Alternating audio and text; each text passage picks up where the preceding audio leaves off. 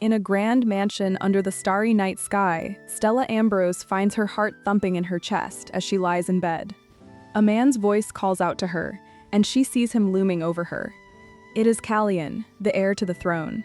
He smirks, asking if she was desperately looking for him. Flustered, Stella denies it, explaining that she just thought of an addition to their marriage contract. Confused, Callian reminds her they already reviewed the terms, which guarantee she will be well compensated. But Stella points out that their agreement makes no mention of a potential heir. Timidly, she asks what would happen if she were to conceive his child. Intrigued, Callian leans in closer. He asks if she's proposing that he might get her pregnant during their 3-year contract. With a determined look, Stella quietly confirms that this is exactly her intention. Stella calmly states that since they're married, the possibility of a child is very real, so the contract should be updated. Callian lets out a disbelieving scoff. He mocks her for dropping the innocent act so quickly, sneering that he should have expected this kind of transactional thinking from a woman with her background. Her face flushes with shame, but before she can protest, he cuts her off. "Fine," he says, grabbing her wrist with a surprising firmness. He agrees to add the clause to their contract. But just as relief washes over her, he leans her back against the bed, his intentions suddenly clear. The air shifts as he closes the distance between them, leaving her completely breathless.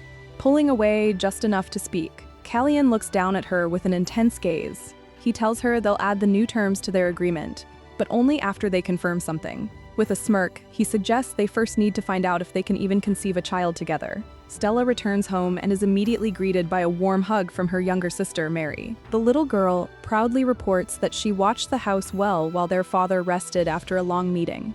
This raises Stella's suspicions, since her father doesn't have business partners to meet with anymore. Their noble family, House Ambrose, once built its fortune selling rare mountain rock salt. But when new trade routes brought in cheaper sea salt, their wealth vanished, and their associates quickly abandoned them. Pushing the thought aside, Stella begins preparing dinner, trying to maintain a sense of normalcy. She sends Mary to fetch a cabbage, but the lie about her father's meeting continues to bother her. As she quietly chops vegetables, exhausted from her own secret work, she wonders what her father is truly up to. Just then, the door flies open. A young man named Sanderson bursts in, frantically calling her name and leaving her completely stunned. As Stella stands in the quiet kitchen, one of her younger brothers rushes in, waving a newspaper. He announces shocking news from the headlines. The imperial family's summer villa has burned down, and the 2 princes staying there have passed away. Stella's shock quickly turns to practical dread. A royal tragedy of this scale means a national period of mourning will be declared. All the stores will close, cutting off her ability to find work or buy food. Her sister Mary drives the point home, appearing at her side with their family's very last cabbage. To make matters worse, her brother admits he spent their last coins on a doctor for their mother's worsening cough. Seeing her despair, he tries to share what he thinks is good news, excitedly announcing that Duke Rochester is coming to the capital. Stella flinches at the name, but her brother obliviously calls the Duke her first crush. Elsewhere, the Duke himself reads the news of the prince's demise, his expression unreadable. In a private carriage, Callian's companion expresses disbelief that the news of the prince's deaths is already in the paper. He asks if Callian is alright, reminding him that the deceased were his own cousins. Callian's eye twitches with irritation. He coldly dismisses the topic as tiring and crumples the newspaper in his hands. His friend warns that he'll face the same questions in the capital, then pivots to a more interesting rumor about the now famous Stella Ambrose. The name triggers a distant memory for Callian, a small, innocent girl from his youth. But his companion quickly shatters the nostalgic image. He explains that this little girl has reportedly grown into the most scandalous woman in high society. As Callian looks out the window, his friend reveals the heart of the rumor. Stella is being considered as one of his potential marriage candidates.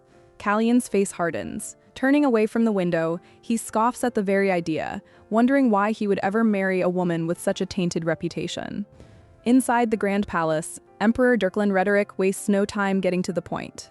He bluntly informs his nephew, Callian, that he is to be married. With the 2 princes gone, Callian is now second in line for the throne, and Dirklan frames the marriage as a natural next step.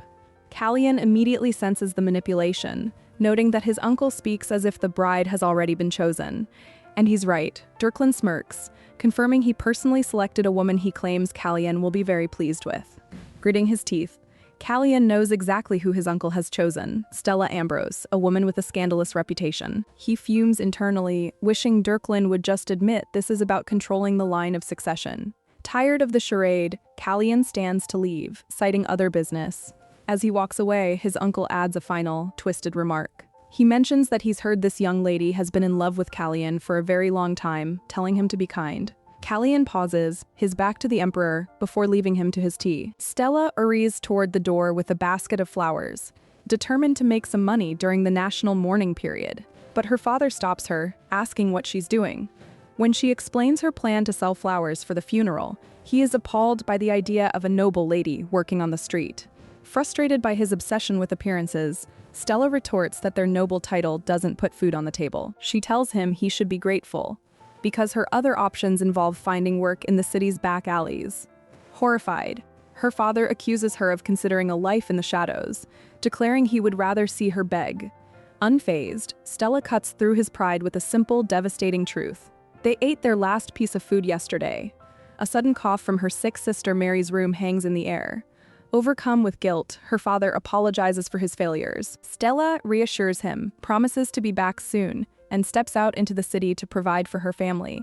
As Stella steps outside, a wave of guilt washes over her. She chides herself for snapping at her father, knowing he had every right to be upset about their family's desperate situation. Pushing the feeling aside, she decides she will apologize properly once she returns and heads into the city, determined to provide. By the time night falls, her basket is empty. The day was a success, and while the profit isn't much after paying her supplier, it's enough. Her family won't have to go hungry. On her way home, she spots a single flower on the cobblestone zone she must have dropped earlier. Picking it up, her mind drifts back to a simpler time. A memory surfaces of a friend excitedly telling her that her first crush, Duke Rochester, was coming to the capital. A small smile touches her lips. She decides to use the flower to pay her respects at the funeral. If she's lucky, she might even catch a glimpse of the Duke from afar. Stella arrives home to a house that is eerily quiet. She calls out, but her little sister, Mary, doesn't come running like she always does. A knot of worry forms in her stomach as she quietly makes her way upstairs. Peeking into Mary's room, she finds the small girl lying listlessly in bed. Stella rushes to her side, and the moment her hand touches Mary's forehead, her fears are confirmed. The girl is burning with a high fever. Panicked, Stella declares she's going to call a doctor, but Mary's weak hand grabs her wrist, stopping her. When Stella asks why, Mary delivers a heartbreaking truth. They don't have any money. The words crush Stella. Pushing down her own despair, she quickly invents a lie, claiming the kind flower seller let her keep all the day's earnings. Relieved, Mary asks if Stella can stay with her tomorrow. Stella gently refuses, explaining she must repay the man's kindness. She promises to bring back a tasty treat, her resolve hardening once more.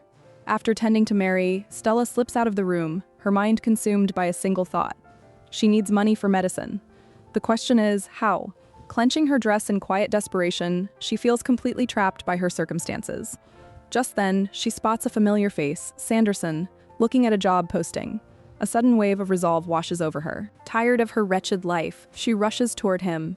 She quickly asks Sanderson to look after her sister, Mary, who is very sick. Stunned, he asks where she's going at this hour. With a determined smile, Stella tells him she's not running away. She's going to do what she does best and make money. Sanderson calls after her, wondering where she could possibly find work in the middle of the night. But his words are lost as she runs purposefully into the darkness, not looking back. Stella raced through the city's dark back alleys, her breath catching in her throat. She found herself in a district known for its rowdy nightlife, an area she never could have imagined visiting. The steamy air and loud patrons were a world away from her own. Her earlier determination began to waver, and for a moment, all she wanted was to go home. But then, the image of her sick sister, Mary, flashed in her mind. The girl's weak plea echoed in her memory. They had no money. That single thought was enough to reignite her resolve. She refused to believe that the only work available was selling her dignity in the city's shadows. There had to be menial chores, anything, if she just looked hard enough.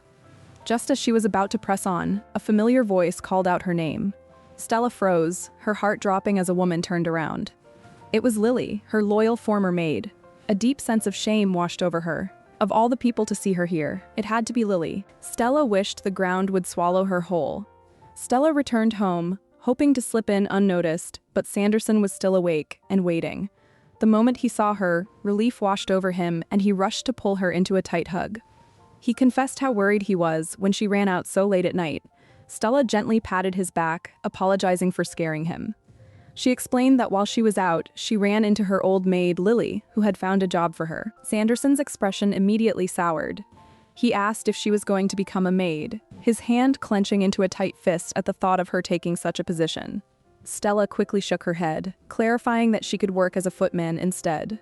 She took his hand, telling him he was still just a child and that work was for adults. She promised to figure everything out. But her reassurance only made him feel more helpless, frustrated that he was too young to protect her from the dangers of the night. Sanderson's frustration turned to tears, as he wished he could just be an adult already. Seeing him so upset, Stella gently asked why he was crying. He threw his arms around her, promising to grow up fast so he could work and she wouldn't have to. With a comforting smile, Stella told him he couldn't grow up if he didn't get enough sleep. He finally agreed, and went to bed after letting her know he had taken care of Mary. The next morning, Stella felt a sense of relief. She was glad Lily had found her a job, but she hadn't told Sanderson the whole story. The position was at a social club, and she knew that information would only worry him more, but she told herself it would be fine since her work was confined to the kitchen. Before it was time to leave for her shift, she carefully plucked a single flower from a vase. She decided she had just enough time to visit the memorial and pay her respects to the late princes. Before her shift, Stella visited the memorial for the late princes. She peeked around a stone pillar, assuming she was alone since it was still early. She approached the grand tomb and gently placed a single, carefully chosen flower upon it. As she paused for a moment of quiet respect, a sharp scoff cut through the air. Startled, she looked up and saw a man holding a massive bouquet. Stella's heart skipped a beat when she recognized him. It was her fiancé, Duke Rochester. He looked annoyed to see her there. He casually tossed his extravagant flowers onto the tomb, their abundance making her small offering look pathetic. He gave her one last, contemptuous glance before turning to leave. Stella was left reeling from the encounter. She quickly sniffed her clothes, wondering if she smelled bad, but concluded she didn't. She was utterly baffled as to why he had looked at her as if she were some kind of vermin. As his carriage rattled down the road, Prince Callian was reviewing official papers. His aide brought up a troubling rumor spreading that Callian's marriage to Stella had been confirmed.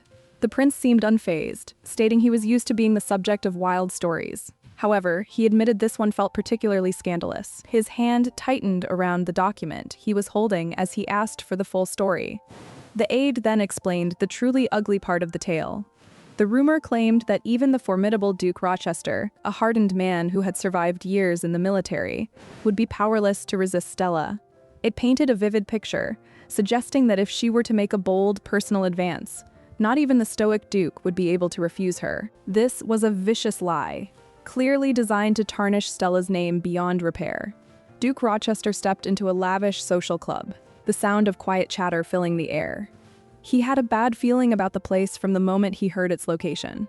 Though it claimed to be a social club, to him it felt no better than a back alley bar. As he entered the private room, a man named Egbert greeted him loudly.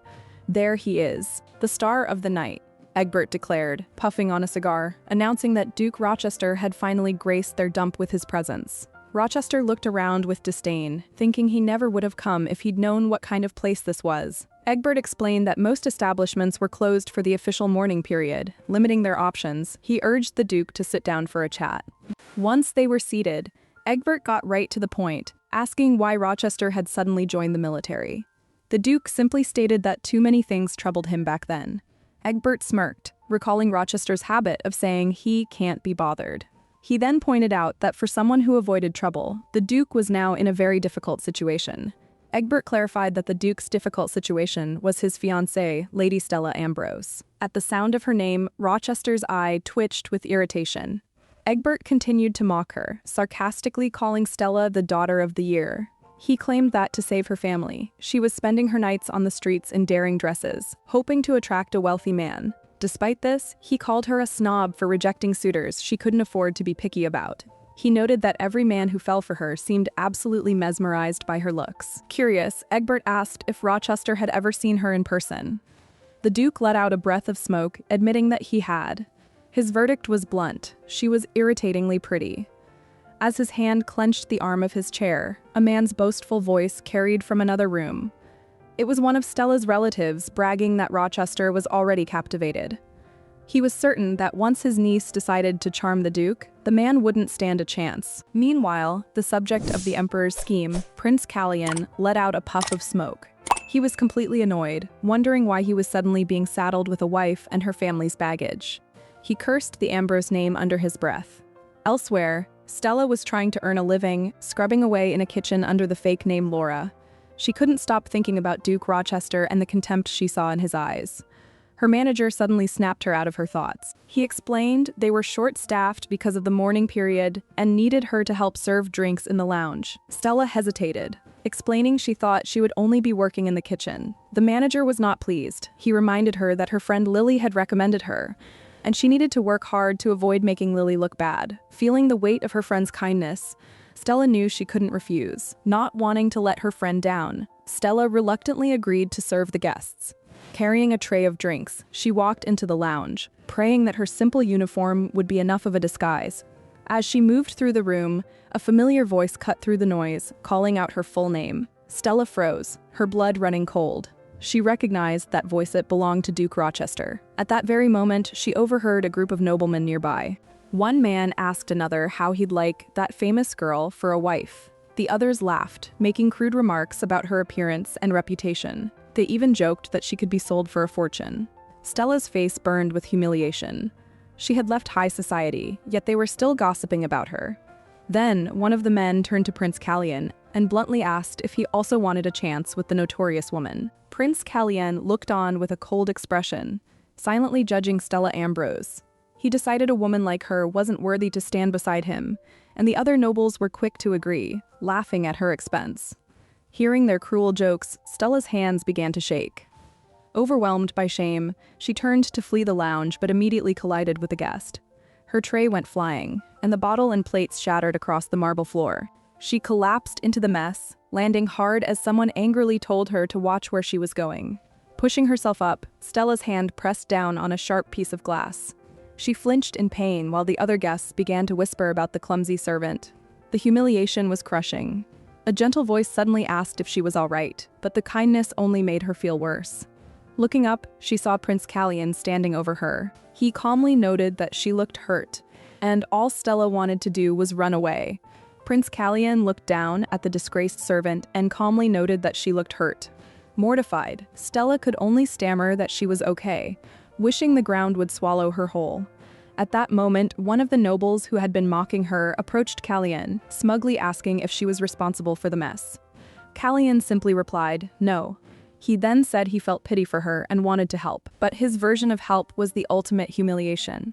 He produced a handful of gold coins and casually tossed them onto the floor, the metal clinking around her. He declared the money would cover the spilled drinks and her medical costs. As blood dripped from her cut hand onto the coins, Stella forced herself to gather them, desperately insisting this wasn't humiliating. The other noble then asked Callian to resume their important discussion. With one last cold glance, the prince turned his back and walked away, leaving Stella utterly broken on the floor. As Stella gathered the gold coins, blood mixing with the metal, her mind raced. The public shame was crushing, but the money was a miracle. With this, she could finally afford a doctor for her sick sister, Mary. She trembled, telling herself the humiliation was a small price to pay for her family's survival. This was the only way. Suddenly, Sanderson, the man who'd hired her, ran over in shock, calling her by her alias, Laura. He stared in disbelief at the wealth scattered on the floor around her. Across the room, Prince Callian watched the scene unfold with cold detachment. He believed her name was as cheap as she was, and he assumed its whole display was a pathetic attempt to gain his favor, just as his uncle had warned. But as he observed her genuine despair, a flicker of doubt crossed his mind. If this was all just a calculated act, then she had no right to look so utterly broken. He was left questioning what he had just witnessed. Meanwhile, Duke Rochester was forced to entertain tiresome gossip. Other nobles buzzed with rumors that he was investing in a newly discovered sea route. Playing his part, Rochester feigned interest, confirming he was considering the project. Privately, he was disgusted. The route was supposed to be a secret, and he was surrounded by fools who actually believed his public performance. Later that night, Stella returned to her humble home, her hand now bandaged. She whispered that she was home, but the relief was short-lived. The reality of the evening came crashing down, and she began to sob, clutching the gold coins Callian had thrown at her. She had lost a precious job and suffered immense shame. The urge to just run away and escape the embarrassment was overwhelming. But a single thought stopped her. What would happen to her younger siblings if she was gone? At that moment, her sick sister Mary appeared. Stella immediately pulled her into a desperate hug, holding on to the very reason she endured it all. Completely drained, Stella winced from her injuries and decided to push the humiliation out of her mind for the night.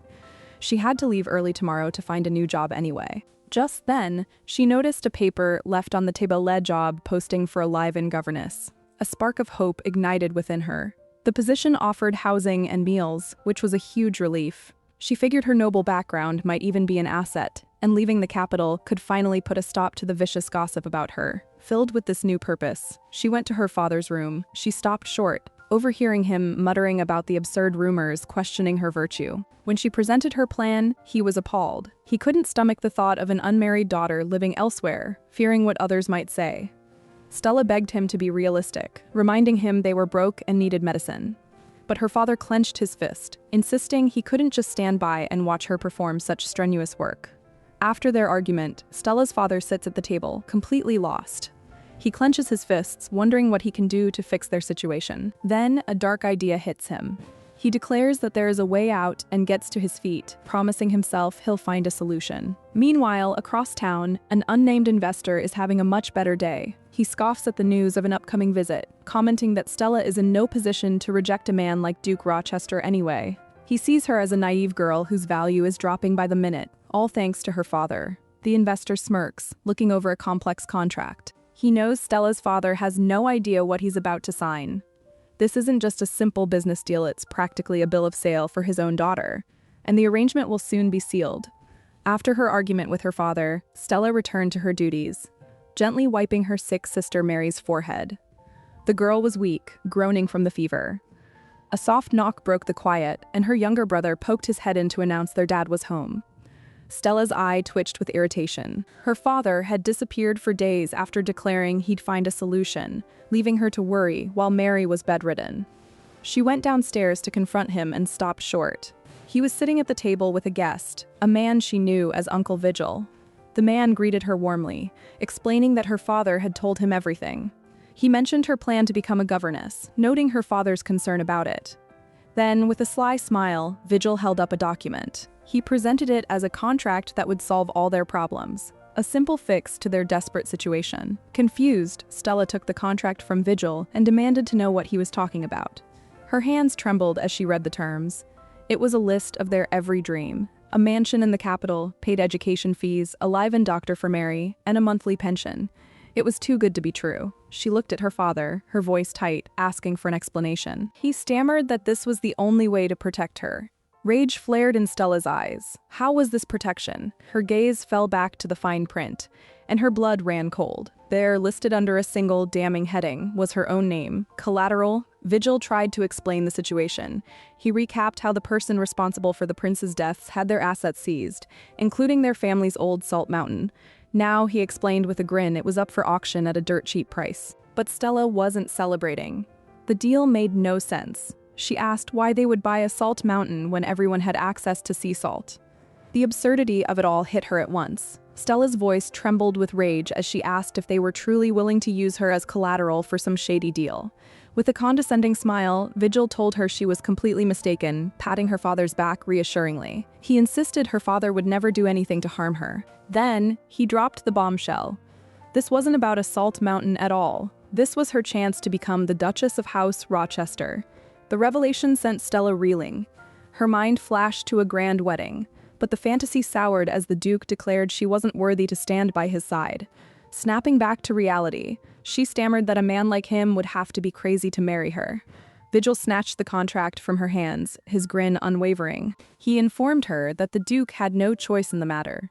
This wasn't a request, it was an imperial decree. Elsewhere, Duke Rochester looked out a window, his expression grim. He knew he was trapped. In his office, Callian scanned the document with a smirk. An imperial decree. He coolly questioned just how badly his uncle, the Emperor, wanted him to marry Stella Ambrose. He knew that Old Snake wasn't just trying to annoy him. This was a calculated move to humiliate him and plant a spy in his house. Callian tapped his fingers on the desk, thinking through his options. Even if he successfully refused this engagement, the emperor would just send another, potentially worse, candidate his way. He sighed, coming to a pragmatic conclusion. Marrying this unknown woman might just be the best way to save himself future trouble. Meanwhile, at a new, lavish residence, Stella received a report from a doctor. He explained that her sister Mary was suffering from a simple cold and malnutrition, but would recover with regular meals. The words hit Stella hard. She clenched her fist, consumed by guilt over problems that could have been so easily prevented. Just then, her younger brother ran in, happily showing off a new shirt he said Uncle Vigil had bought for him. Stella's brother giggled as she complimented his dashing new shirt. He cheekily suggested that if she thought he was so handsome, maybe she should marry him instead. After their sweet moment, he remembered his message. Uncle Vigil was waiting for her on the first floor. Agreeing to go down, Stella was met by her beaming father at the bottom of the staircase. He excitedly told her to hurry and see their guest. Confused, Stella asked who it was, but her father simply chuckled. He explained that it was only natural for a man to want to check on his fiancée after she moved into a new home. The thought made her nervous. It had only been a week, but their lives had drastically improved, giving her a fragile sense of hope. She had heard the Duke was receptive to the marriage. A fancy carriage pulled to a stop outside, and she dared to believe that maybe he didn't believe the rumors and genuinely wanted to see her. As Stella entered the grand drawing room, her father gestured excitedly toward an unbelievable sight. The entire space was filled with mountains of elegantly wrapped gift boxes. He beamed, proudly telling her that every single one was a gift from Duke Rochester. Stella felt her cheeks flush with embarrassment. The sheer extravagance of it all was overwhelming. Her father, however, didn't miss a beat. He nudged her forward, insisting she open them right away so as not to disappoint her generous fiancé. She cautiously opened the first box and gasped. Inside lay a stunning green dress. Just then, an attendant appeared with even more. He presented a massive, beautiful basket of flowers, explaining it was also from the Duke, and came with a card. Stella's heart began to pound as she read the simple note inside. It confirmed what she'd been told but hadn't dared believe. With this grand gesture, maybe her hope for a stable future wasn't just a dream after all. Clutching the Duke's card, Stella's heart hammered in her chest. For the first time, she let herself feel a flicker of real hope, wondering if it was okay to actually look forward to this marriage. Her thoughts were interrupted when an attendant clarified the Duke's intentions. He hadn't wanted to surprise her, so he sent the presents first and would arrive soon after. The realization hit Stella like a lightning bolt. He was on his way right now. Happiness warred with a sudden panic. She was thrilled that he was coming. But what if he met her and was disappointed? Looking at the mountain of gifts, she decided she had to make herself presentable. It was only polite to greet him in the beautiful green dress he had just given her. A short while later, she emerged onto the terrace, completely transformed. Her uncle, Vigil, looked on proudly, telling her the dress was perfect and that he only wished her father was there to see it. Stella smiled, explaining he had to go get medicine for her mother. As Stella smoothed out her new green dress, she quietly hoped the Duke would like it. Her Uncle Vigil offered a warm smile, reassuring her that any man with eyes could see her quality. Just then, he glanced toward the gate and spotted a figure standing there. Convinced it was the Duke, he urged Stella to go welcome her fiancé. Stella's heart fluttered as she started walking, but her excitement was tainted by a bitter memory. She recalled the day Duke Rochester had thrown gold coins at her feet in disgust. He had laughed with his friends, calling her a disgrace to high society and someone utterly unworthy of him. She pushed the memory aside, telling herself he was a wise man. He must have investigated the rumors and realized they were false. Approaching the visitor, she realized he hadn't come in a coach. A sudden chill went through her when the man turned at it wasn't the Duke. The stranger's face was hidden by a hat, and he asked if she was Stella Ambrose. Confused, she asked if she knew him. He leaned in close, his voice dripping with malice as he told her she knew exactly who he was. Then he lunged forward and snatched her wrist. The stranger's grip was like iron as he accused her of gladly accepting his jewelry and clothes. He sneered, reminding her that he had even broken off his own engagement for her sake. Stella's mind raced. This man was completely unhinged. She looked around frantically, wondering why her uncle wasn't stepping in to help. He shook her violently, demanding to know why she'd cut off contact. He asked if he hadn't given her enough money, or if she'd simply found someone new. Trembling, Stella insisted he had mistaken her for someone else. Her denial only fueled his fury. Questioning if their love had been a mistake, he raised his hand to strike her. But before the blow could land, a firm hand shot out and caught his wrist mid-swing. A calm, steady voice cut through the tension, asking what was going on. The attacker spun around, scoffing at the well-dressed newcomer. He sneered, assuming this must be Stella's new man, and offered some unsolicited advice, calling her a deceitful woman who pretended to be innocent. The well-dressed newcomer coolly thanked the attacker for his useless advice before grabbing him by the collar. He informed the man it was a shame he'd opened his mouth, because he didn't like getting tips from others. Just as the attacker stammered about a possible mistake, Stella's uncle arrived, finally recognizing the real Duke Rochester. The uncle quickly tried to clean up the mess, dismissing the attacker as some random bum and insisting it was all a misunderstanding. He offered to take care of the man and told the Duke to check on Stella, who was clearly distressed. Ignoring him, Duke Rochester repeated the word misunderstanding with a cold, dismissive tone.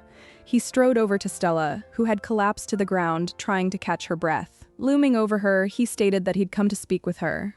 With a chilling glare, he added that she had just provided her fiancé with a very interesting and unexpected scene. Duke Rochester looked down, his expression hardening.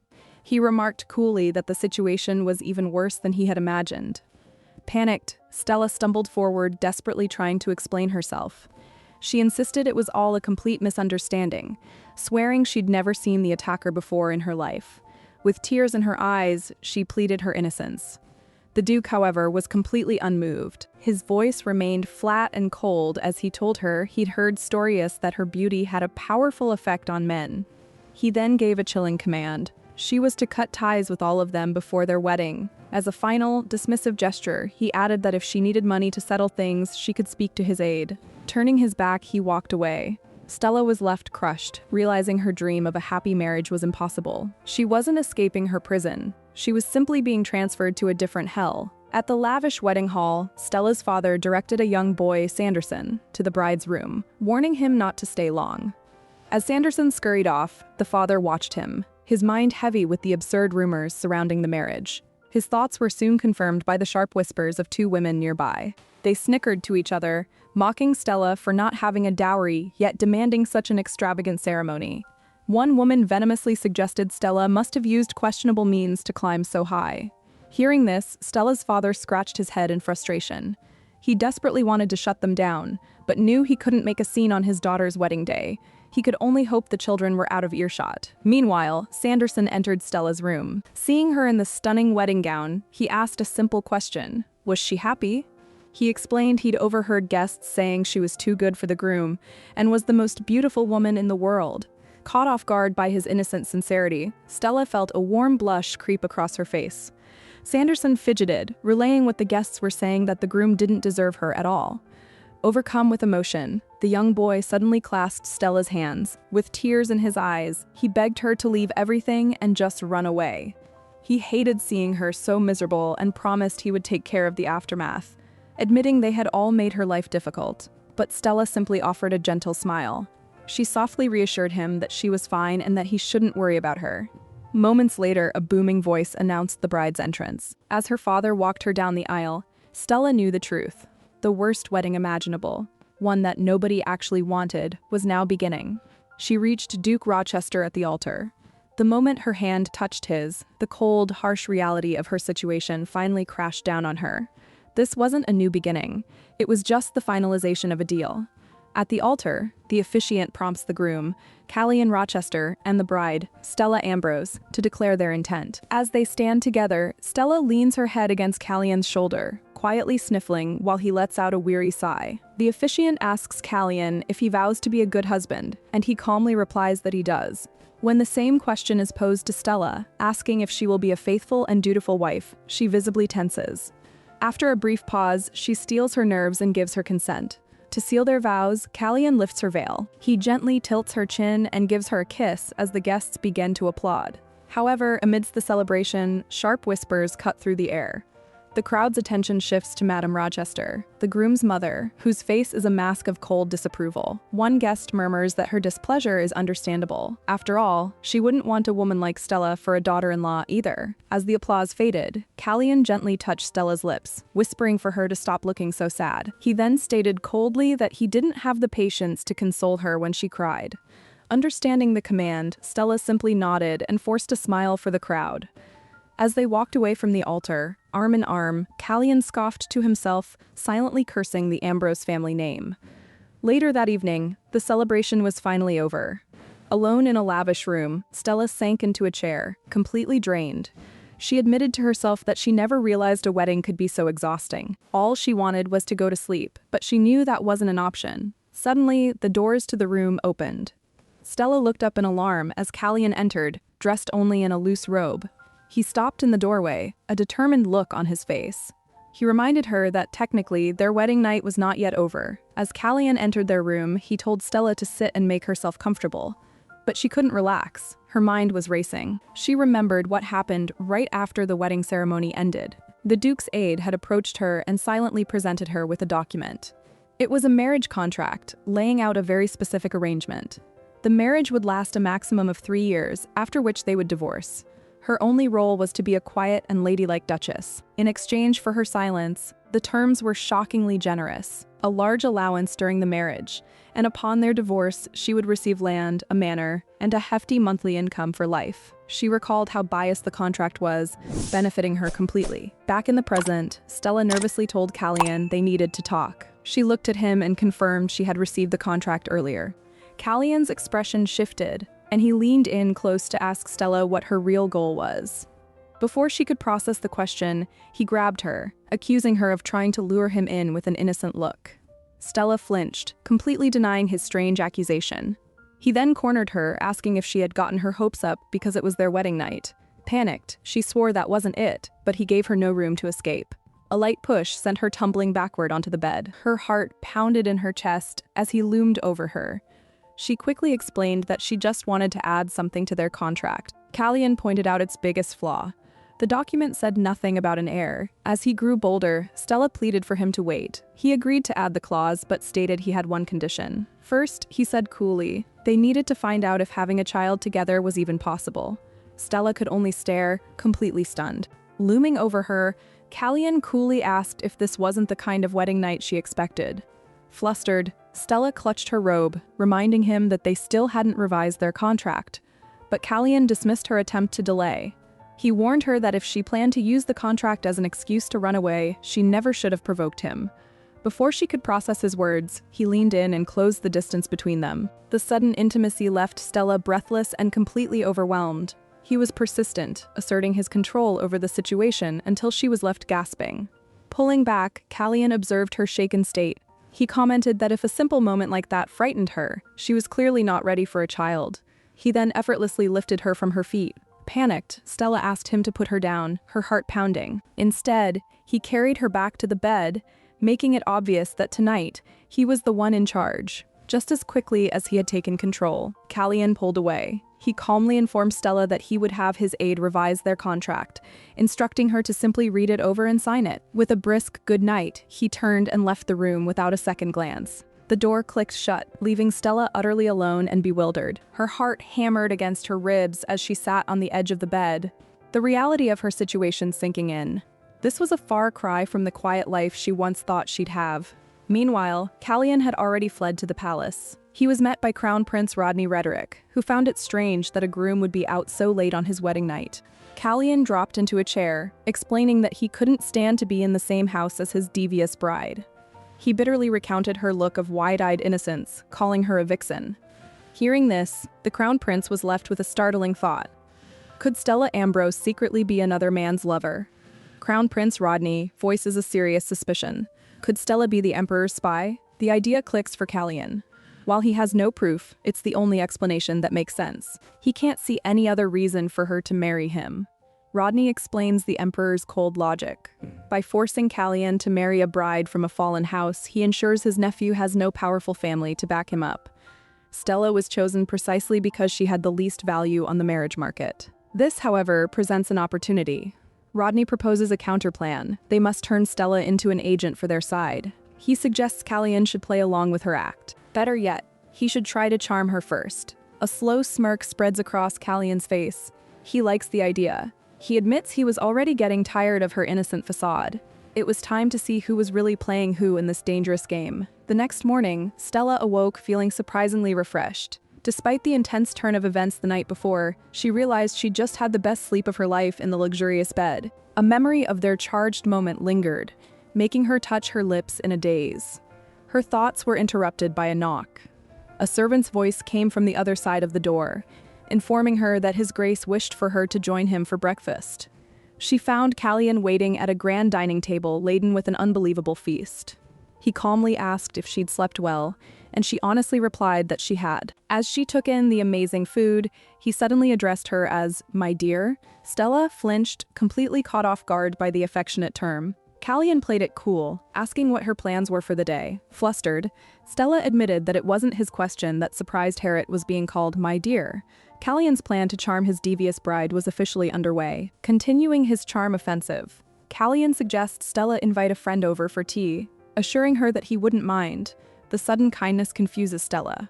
She thought he wanted her to remain invisible, but she simply states that as her family's former breadwinner, she doesn't have any friends. Internally, Callian recalls his friend's advice to win her over first. He smoothly explains his change in attitude, admitting he was harsh the previous night because he expected a fight. But since she signed the contract, he sees no reason they can't get along for the next 3 years. To emphasize his point, he gently places a piece of food on her plate. The small act of kindness makes Stella's heart pound, and she agrees to do her best not to be a disgrace. Their tentative peace is shattered when a servant announces that her uncle has requested a visit. Stella is puzzled as she hadn't heard from him. Callian's pleasant facade drops instantly. He knows this is actually her manipulative father, and he is not pleased. Playing her part, Stella shyly asks if it would be all right to invite her uncle to the house. Callian's pleasant expression doesn't shift, but his internal thoughts darken immediately. He's convinced she's an imperial spy, and her request only confirms his suspicions. After all, her father is widely known as the Emperor's loyal lapdog, and Callian is certain her innocent act is just a cover for her real mission. He finds her nerve astounding. Outwardly, however, he remains the perfect gentleman. He agrees, reminding her that she is the lady of the house now. Since she can't be put to work, he offers to handle all the preparations for the visit. He takes her hand, noting that rumors say his wife is obsessed with expensive jewelry. Internally, he smirks. He plans to put her to the test, eager to see if her innocent smile holds up when she's faced with a pile of delicious gems. They have a very busy day ahead. Callian continues his gentlemanly act, teasing Stella as they head out for their busy day. She's completely flustered by his playful attitude, admitting she never took him for a jokester. They soon arrive at a luxurious boutique, where the owner rushes out to greet them, ready to show them to a private room. While Callian makes his arrangements, Stella is lost in thought. This drastic change is unsettling. Just yesterday, he looked at her with pure contempt, but now he couldn't be sweeter. She knows a single signature on a contract isn't enough to change a man so completely. She must have some other use to him that she's not aware of. Her spiraling thoughts are cut short by whispers from 2 other women in the room. They snicker and sneer, spreading the awful rumor that she sold her honor to the Duke. Stella flinches, clutching her hands as the humiliation washes over her. She wonders if this is her purpose, to be a punching bag for high society. But before she can dwell on it, a hand suddenly reaches out toward her. The hand belongs to Callian. He smoothly pulls Stella into his arms, shielding her from the whispers. Startled, she flushes as he leans in, telling her to keep her focus on him, because he's a very jealous man. Flustered by the public display, Stella decides to stop questioning his motives, resolving to simply play the part of the classy wife he seems to want. As a maid leads them into a private room, Callian glances back at the 2 women who are whispering. His cold, sharp look is enough to make them flinch and fall silent. He's making it clear that his new wife is off-limits to petty gossip. Meanwhile, in another lavish estate, a prominent noblewoman receives a report. She's informed that Stella has already invited her uncle to the house, even before meeting her new mother-in-law. The woman's expression hardens. It seems the new bride has a lot to learn, and she decides she will be the one to personally teach her a lesson in proper etiquette. Inside the lavish boutique, Stella looks at the glittering dresses and jewels with a quiet sigh. Callian watches her, assuming she's found something she wants. He gently taps her hand, making her jump, and asks if anything has caught her eye. Leaning in with a sly smile, he tells her to just say the word, and it's hers. Completely flustered, Stella quickly refuses, saying she doesn't want to be a burden. She insists that he's already given her more than enough. All she wants is to fulfill her part of the contract, so she asks him not to feel obligated to lavish her with presents. Her refusal surprises Callian. He had expected her to live up to her reputation and demand expensive gifts. But instead of begging, she's turning down his offer. He finds her behavior unexpectedly cunning. Her modesty doesn't push him away. Instead, it makes him want to pamper her even more. Callian inwardly debates Stella's motives, wondering if her modesty is just a clever strategy to make him want to dote on her. Annoyed with himself for nearly falling for it, his thoughts are broken when he accidentally brushes her hand. Stella flinches and he quickly pulls away. Looking up, she notices his red face and asks if he's all right. Completely flustered, Callian apologizes, but then sees her own hand is trembling. He softens, asking if she's unwell and should go home. Shocked by her delicate appearance, he privately compares her to cotton candy. The thought makes him blush even harder. Trying to recover, he chalks it up to being new to the whole marriage situation. He suddenly understands the Emperor's true scheme, to use Stella's disarming nature to make him vulnerable. With a newfound resolve and a charming smile, Callian leans in and asks her to continue letting him help her. A completely bewildered Stella can only stammer out an agreement. With a new plan in mind, Callian decides to play the Emperor's game. He figures if he acts vulnerable, it will encourage Stella to get careless with her spy work. He leans in close, catching her off guard, and smoothly asks if she's sure he can do anything to help. A flustered Stella tries to explain her gratitude, but he cuts her off with a smirk, saying he'll let rumors fly that he's crazy about her. He continues to tease her, asking if she likes it when a man gets a little rough. As she protests, he gently strokes her neck, making her gasp. Annoyed with her innocent act, he suddenly pulls her onto his lap, leaving her speechless. He then brings up the child she had mentioned, questioning how they could ever have one if she was this sensitive. Stella immediately refers to their contract, but Callian twists her words, asking if she'd want his child if the contract didn't forbid it. Before she can answer, a noblewoman enters with jewelry, freezing in shock at the compromising scene. A young noblewoman in a striking red dress storms into her father's study.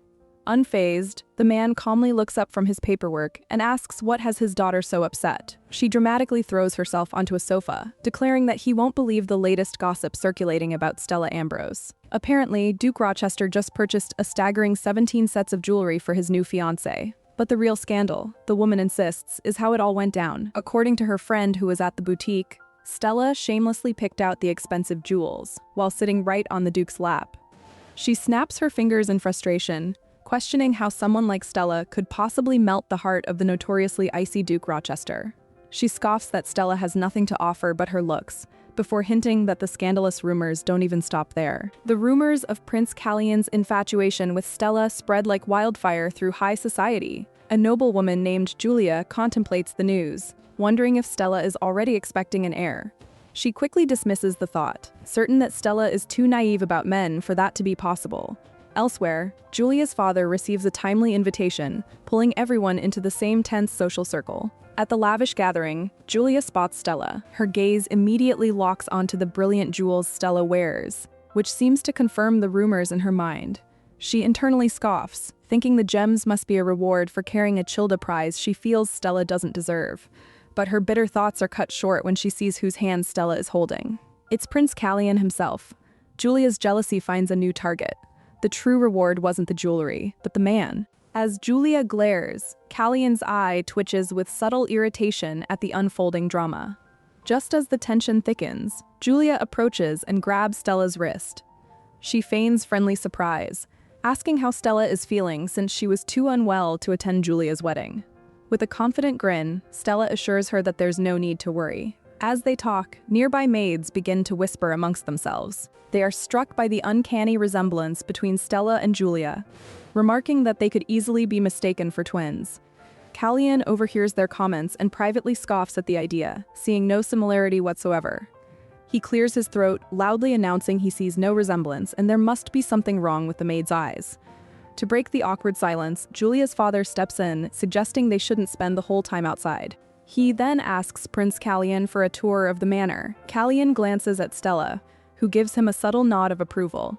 Not waiting for an invitation, Julia clings to Stella and excitedly demands a tour of her room. Stella flinches at the pushy display. She turns to Callian, politely asking for his permission to head upstairs. He smiles warmly and agrees, calling her my dear. However, beneath his calm exterior, Callian is suspicious. He feels Julia's father is deliberately trying to separate him from Stella and makes a mental note to have them watched. The father simply laughs, dismissing his daughter's behavior as immaturity.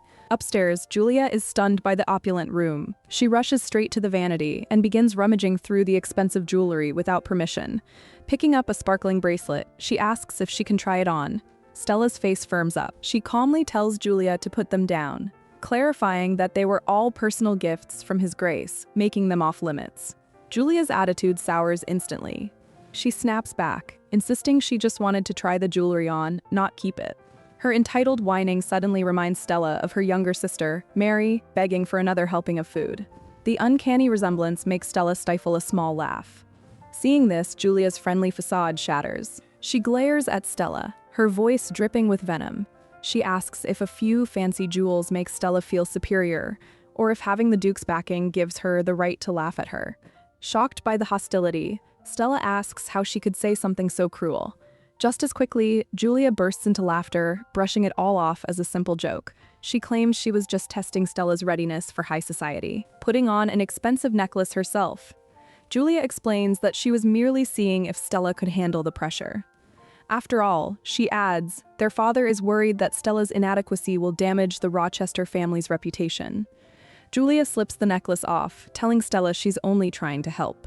After all, they're both from the Ambrose family, so she's just pointing out Stella's flaws before someone else does. With a smug laugh, Julia then twirls around the opulent room, wondering aloud if she should just move in. Her friendly act dissolves into pure spite. She sneers that if she used her charms the way Stella supposedly did, she might also land a rich husband. The air chills.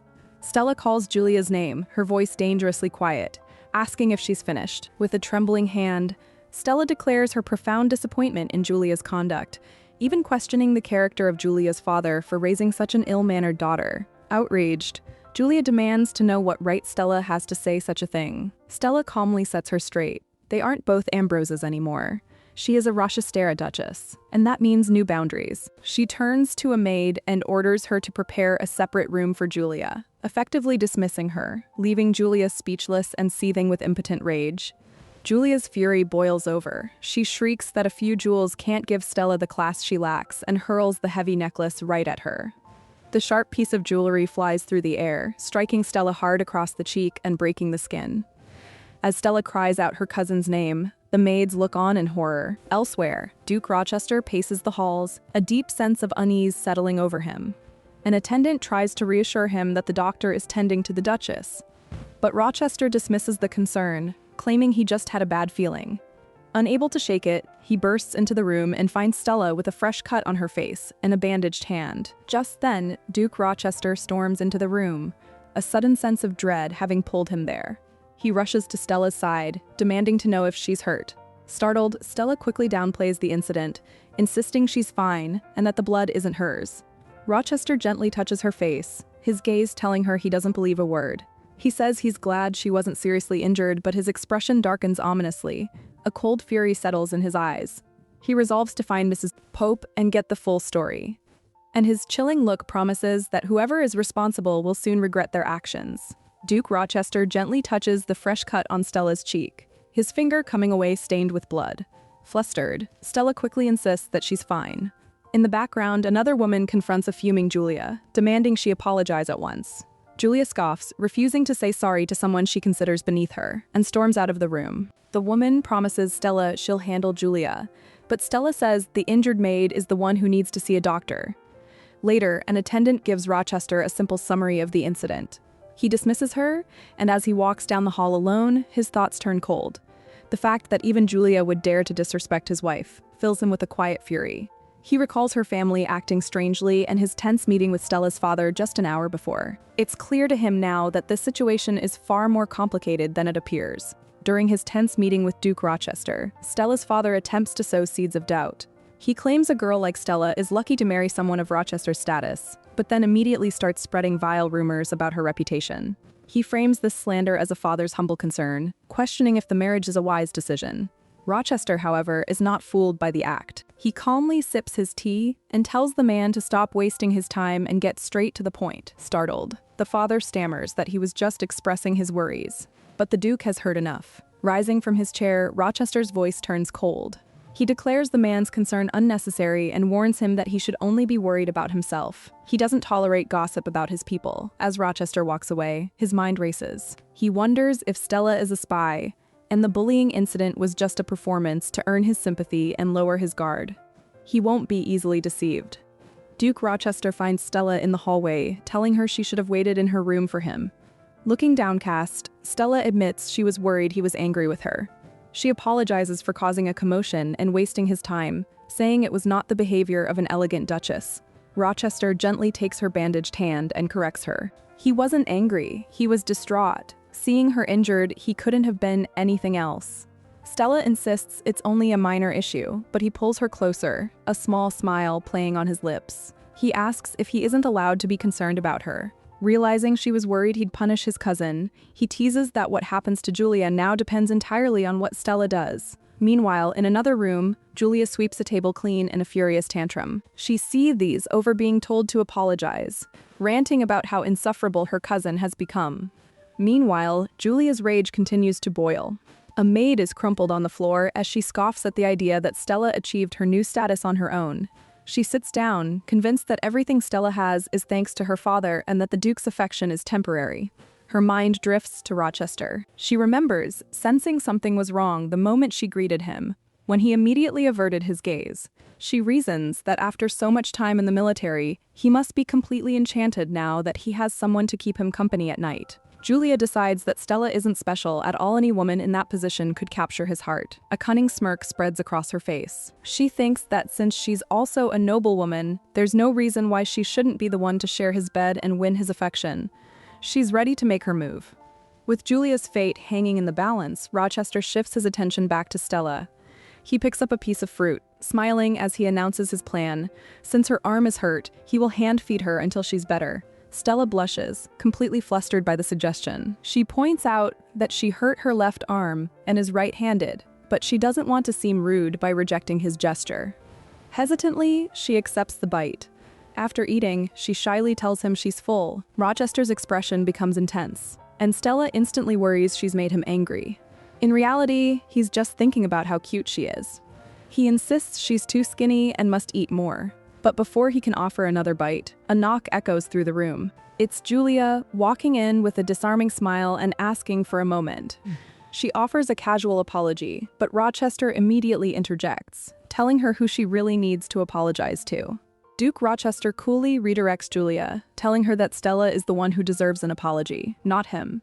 He then turns his full attention to her, noting that since she is his wife's cousin, he'd like to speak with her candidly. A nervous Julia agrees. When Rochester brings up the trouble from earlier, she quickly dismisses Stella's side of the story, calling her overly dramatic. That's the wrong move. Rochester slowly rises from his chair and walks toward her. He reveals that he already spoke to her father, whom he found to be delusional. Leaning in close, he delivers a crushing insult, remarking that the apple doesn't fall far from the tree. With an icy glare, he gives her a final warning: stop causing his wife distress. He adds that Stella already gets enough of that from him, causing her to blush. Confident that Julia understands his message, Rochester excuses himself, leaving her completely frozen and humiliated. Duke Rochester approaches Stella before they join the others for dinner, gently taking her hand. With a charming smile, he explains he couldn't wait any longer because he missed her. Completely flustered, Stella blushes and admits she doesn't know how to respond to such a direct compliment. Just then, Julia's father calls out from the dining table, announcing that they've been waiting. Ignoring him, Rochester leans in close to Stella and playfully whispers for her to say she's been waiting for him as well. She shyly obliges with a nervous laugh. As they join the table, Julia's father offers a loud, fake-sounding compliment about how well Stella is doing. Julia, however, simply glares from her seat, muttering insults under her breath. Later, another guest completely ignores Rochester's attempt at political discussion. He turns his attention to Stella and patronizingly offers to cut her steak, pointing out her injury. The sudden focus makes Stella flinch, clearly uncomfortable with the unwanted attention. The guest's offer makes Stella flinch, but she politely declines, claiming she's full. Taking this as his cue, Duke Rochester suggests they have a late snack together. Stella gets flustered, but Julia interrupts, announcing that Stella will be sleeping with her tonight. Unfazed, Rochester smoothly reminds Julia that he and Stella are newlyweds, causing Stella to blush deeply. She chides him for saying such things in front of a child like Julia. This insult sets Julia off. She fires back that Stella is the real child, then drops a bombshell, accusing her of faking a pregnancy to trap the Duke rumor she claims is all over high society. The atmosphere freezes. Rochester calmly sets down his silverware. He notes he was willing to be lenient because she had apologized earlier, but she has just crossed the line. Julia tries to backtrack, insisting she was just looking out for Stella, but her defense crumbles as she bursts into tears. As Julia bursts into tears, she starts wailing about how everyone is unfairly blaming her. She yells that Stella was hers until Duke Rochester took her away, questioning why she's the one in trouble. But her tantrum has an unexpected effect on Stella, who simply sees a spoiled child, much like her younger sister, Mary. Deciding not to indulge the behavior, Stella calmly tells Julia that crying is pointless and that she needs to apologize immediately. Watching from his seat, Duke Rochester has to cover his mouth to keep from laughing out loud at Stella's firm handling of the situation. This only enrages Julia further, who feels completely humiliated. Later, Julia fumes in front of her father. He gently suggests her accusation was uncalled for, but she dismisses him as being too soft. Her expression turns cold as she declares she will handle things her own way from now on. Her new goal is clear. She's going to steal the Duke and become the Duchess herself. Later, while fuming to her father, Julia listens as a friend gushes about how Duke Rochester looked at Stella during dinner with eyes full of love, as if she were a precious doll. But Julia has a much colder plan in mind. She declares her new goal. She will steal the Duke from Stella and become the Duchess herself. Her father is shocked, having believed the high society rumor that Stella was already with child. Julia just smirks, confirming that it was all a lie. Back in the hall, Stella stands her ground, demanding a proper apology. Outraged, Julia initially refuses to apologize to someone she calls a lowly servant, but with all eyes on her, she gives in. With a mocking curtsy, she offers a quick, insincere apology before asking if Stella is happy. When a maid tries to object to the disrespectful tone, Stella calmly accepts it, telling her it's all right. Julia smugly tells the maid to listen to her. With her fake apology done, Julia complains that Stella's behavior disrespects both her and the Duke. She then grabs Stella's injured hand, causing a sharp sting of pain. Leaning in, she asks a shockingly rude question about Stella's first night as a married woman. While a nearby lady calls her out, Julia just feigns innocence, begging for details. Stella remains completely unfazed. She calmly tells Julia that acting cute won't always get her what she wants, adding that even little Mary knows that. Internally, Julia scoffs, thinking Stella has always been simple-minded and easy to fool. She fakes a few tears, claiming she's terrified of her own wedding night and needs Stella's advice to prepare herself. It's a trick she's sure will work, but Stella sees right through it. Realizing Julia has graduated from a mere crybaby to a manipulative one, she makes a surprising move. She pulls the stunned girl into a hug, softly apologizing for yelling earlier. The sudden, disarming kindness leaves Julia completely speechless, caught off guard by a reaction she never expected. Still holding Julia, Stella calmly drops a bombshell. She explains she has no wedding night advice to give because, due to personal feminine reasons, nothing actually happened between her and the Duke. Julia is completely floored. The biggest rumor flying through high society that Stella was already carrying the Duke's heir was completely false. Later, Julia sits with her father, finally letting out a sigh of relief. She confirms Stella isn't pregnant, just as she'd said. Her father, while relieved, questions if she's truly confident in her plan to win the Duke over. Julia simply scoffs at his worry. She boasts that a man like Duke Rochester is easy to handle, claiming she can control him with a flick of her wrist. That night, Duke Rochester is enjoying a quiet moment alone on the palace grounds. He seems lost in thought until the sound of footsteps makes him turn. His serious expression immediately softens into a faint smile as he sees Stella approaching him. As Duke Rochester stands alone, a figure approaches. For a moment, he thinks it's Stella, but he quickly realizes it's Julia, who is intentionally dressed to look just like her, complete with a wig. Annoyed, Rochester coldly asks what she did to her hair. Julia deflects, asking if he thinks she looks nice. She then moves in closer, bringing up the fact that Stella supposedly ruined their first night together. She places a hand on his chest, claiming Stella sent her as an apology to satisfy him in her place. Rochester seems skeptical, questioning if Stella really sent her.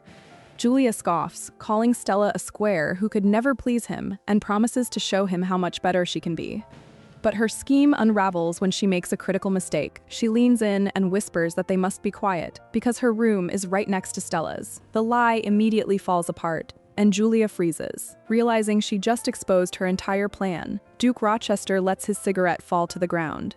Julia's insults echo in his mind first. She questioned his wife's honor, and now she calls her a square who can't satisfy him. He finally asks the question that's been bothering him. Was she the one who spread those rumors? Before she can answer, he yanks the cheap wig from her head, exposing her completely. Panicked, Julia desperately tries to lie, claiming Stella gave her permission and that they even made a bet. But Rochester isn't buying it. His eyes burn with cold fury as he grabs her by the necklace. Calling her a liar, he reveals the cruel truth. Stella had no idea the rumors were started by her own beloved cousin. He pulls her closer, giving her a chilling ultimatum. She will tell him the truth now, or he will make sure she pays the ultimate price for her deception. The next morning, Stella searches the quiet mansion for her cousin. She wanders through the grand halls, wondering where Julia could have gone. Finally, she pushes open a set of ornate doors and finds Duke Rochester sitting calmly, reading the morning paper. He greets her with a pleasant smile and asks where she's been. Stella explains she was looking for Julia but couldn't find her anywhere. Without missing a beat, Rochester informs her that Julia went home in a hurry the previous night. Stella is surprised her cousin left without saying goodbye. Still, she observes that Julia has really become mature. At this, Rochester visibly flinches. He lowers his paper and asks her to repeat who she thinks has matured. Unaware of his reaction, Stella fondly remembers how her cousin used to borrow jewelry, only to take the entire box home with her. She genuinely believes Julia has changed, not knowing the truth of last night's events. Stella continues talking about Julia, completely unaware of her cousin's true nature. She fondly remembers how Julia used to follow her around like she was her mother. Stella explains that while Julia may have a blunt way of speaking, she has a sensitive soul. Watching from his seat, Rochester thinks she is a foolish woman for being so naive. He knows the awful things Julia said and believes Stella shouldn't have such a soft spot for her. Suddenly, he stands up, grabs a surprised Stella by the waist, and swiftly pulls her onto his lap. She gasps, telling him to put her down, but he simply replies that it's too late. Leaning in close, he makes her blush deeply. Stella stammers that for a second she thought he was going to kiss her. A small smile plays on his lips as his own heart pounds. He looks her directly in the eyes and confirms her suspicion, telling her she was right. Then he presents a sparkling jewelry box, leaving her completely baffled. While Stella remains blissfully unaware, the real reason for her cousin's hasty departure is revealed. In a fit of rage, Julia demands to know why she's being sent to a convent, but her father offers no sympathy. He reminds her how she boasted about controlling the Duke, a plan that backfired completely. It turns out Julia's scheme was to impersonate Stella and get close to Rochester during the night. The Duke, however, was not fooled. He angrily confronted her, ripping the stolen jewelry from her neck and demanding answers. When a terrified Julia tried to blame Stella, Rochester's patience ran out. He accused her of impersonating the Duchess and was prepared to deliver a harsh punishment himself. Her father begged the Duke to spare her life for Stella's sake. Now, facing exile, Julia fumes over her failure, unable to understand what makes Stella so special. Stella's stomach rumbled loudly in the quiet room. It was well past mealtime, yet no one had come to call for her. A nervous sweat broke out on her brow as she realized the maids were nowhere to be seen, almost as if they were intentionally avoiding her. She pulled the bell cord, but the silence that followed confirmed her suspicion. They were ignoring her. Deciding to take matters into her own hands, she walked to the kitchen herself. To her surprise, she found all the maids gathered there. She put on a brave face and politely asked for something to eat. The head maid feigned shock, asking if she hadn't eaten yet. Stella simply explained that she was still unfamiliar with the estate's schedule. The maid sighed but agreed to bring a meal upstairs. As Stella turned to leave, cruel whispers followed her down the hall. The staff openly called her a pig and a moocher, making sure she could hear every word. She clenched her fists, knowing she wasn't welcome. But this blatant hostility was too much to bear. Brushing off the maid's cruel words, Stella decided to let it go. After all, it was just one meal, and she was used to being hungry. She reminded herself that she couldn't afford to cause any trouble that might disappoint the Duke, not while their contract was active. Just then, a commotion erupted from the main hall. A servant shouted for the staff to get into formation immediately. As they scrambled into place, the maids whispered again, blaming the moocher duchess for the fuss. Stella realized an important guest must have arrived, but her heart dropped when a butler made a grand announcement. Madame Rochester was here. At the bottom of the stairs stood an elegant, intimidating woman who glared up at Stella with disdain. She remarked on the terrible greeting and tapped her fan impatiently against her hand. She then coldly asked if Stella planned on coming down, or if she was just going to stand there staring all day. Late that night, Duke Rochester came looking for Stella, hoping to have a word with her. He entered the drawing room to find her fast asleep on the sofa, clearly exhausted. He stared for a moment, his stern expression faltering as he watched her. He grumbled to himself, wondering if she was purposefully showing him how peaceful she looked in her sleep just to get a reaction. Just then, Stella's eyes fluttered open. Groggy from her nap, she greeted the Duke with a small, tired smile. He quickly asked if she had eaten, then immediately felt awkward for disturbing her rest. She insisted it was fine, explaining she had only dozed off for a moment. Unsure of what to say, he told her it was late and that she should go to bed. He started to suggest they could eat together, but then abruptly turned and walked out, the door shutting firmly behind him. Alone in the hall, Rochester covered his face, completely flustered by the brief encounter. The next morning, Stella is seated at a grand dining table, finally about to get a proper meal. But she isn't alone. Across from her sit two imposing figures, the Duke's relatives, Marianne and Tilgrim Rochester. Just as Stella raises her fork, Marianne comments on her voracious appetite. Tilgrim scoffs, adding that a pretty face is worthless without noble manners, and Stella clearly has a lot to learn. Stella puts her cutlery down, her stomach sinking. She realizes they showed up unannounced just to harass her, and she suspects Madame Rochester is behind it. Putting on a brave face, Stella politely bows her head, hoping they will teach her. But Marianne isn't finished. With a cruel smirk, she asks when Stella's social debut was and who her chaperone was, openly mocking her odd etiquette. Cornered, Stella quietly admits she hasn't had a debut yet. She explains with a hint of shame that her family was struggling financially, and she was too busy trying to help them make ends meet. Marianne feigned an apology, claiming it had simply slipped her mind. Tilgrim snickered, adding that he couldn't believe Stella's father would neglect his duty to provide her with a proper debut. He declared that any respectable father would have begged relatives for the money. Stella's hands clenched under the table. Hearing them insult her father was somehow more infuriating than their insults toward her.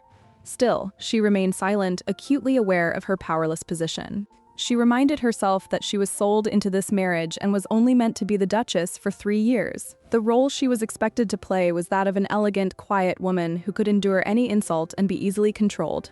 Just as she steeled her resolve, Tilgrim suddenly changed the subject, asking where she had put the white piano. Stella was caught off guard, confused by the question. Tilgrim scoffed, accusing her of getting rid of it already. He remarked that a woman's jealousy was a frightening thing, leaving Stella utterly baffled. With a sly smile, Marianne cuts Tilgrim off, feigning concern. She tells him to be careful with his words, revealing that Stella is clearly in the dark about the piano. The truth is, it was never meant for her, but a gift Callian had prepared for another woman, Janet Weymouth. The name sends a shock through Stella. Tilgrim presses his advantage, mocking their supposed love marriage and suggesting it isn't on solid ground. He insinuates their relationship is purely physical and dishonest. Humiliated, Stella flinches at their unsolicited advice. They tell her to play the piano for Callian, explaining that he loves women with long, beautiful fingers just like Janet's. Stella's gaze drops to her own hands, which are worn and calloused from hard labor. She sadly concludes that Rochester must be repulsed by them. Despite the cruelty, she agrees to practice. Just then, a tired voice sighs from the doorway, cutting through the tension. Good grief. The tense atmosphere is broken by a tired sigh from the doorway. It's Callian, and his unexpected return sends a wave of panic through Tilgrim and Marianne. Ignoring their stammering, he extends a hand to Stella, softly telling her to come to him. As she cautiously approaches, he wraps an arm around her, dismissing his relatives' gossip as completely inaccurate. He finds it baffling to hear them lecturing his own wife about his ideal woman. With everyone watching, he takes Stella's hand, the very one she was just shamed for. He announces that he's going to tell them exactly who his ideal woman is, so they can finally stop spreading lies. Tilgrim and Marianne can only stare as Callian gently raises Stella's calloused hand to his lips and places a kiss on it. He makes his point perfectly clear, declaring that his ideal woman is none other than his wife. Later that night, Callian decides he needs to speak with Stella. He knocks on the door and enters. Later, Callian decides to be upfront with Stella, revealing that he had a former fiancé. The news startles her, and she clutches his arm, asking if this was before her time. He confirms it, adding that she was a well-educated woman from a reputable noble family. In his memory, she was seen as the perfect choice to become the next duchess. He tries to soften the blow by taking Stella's hand and assuring her that she doesn't need to worry, claiming their relationship wasn't particularly close. But Stella feels otherwise. His words don't match the image of them together in his memories. Sensing her discomfort, Callian changes the subject. He gently strokes her hair, telling her she's worked hard and deserves a reward. But his touch feels unpleasant to Stella. She pulls away, insisting she hasn't earned anything and needs to go practice the piano. Before he can react, she turns and walks away, stating she would rather be alone. Callian is left standing in shock, calling out to her.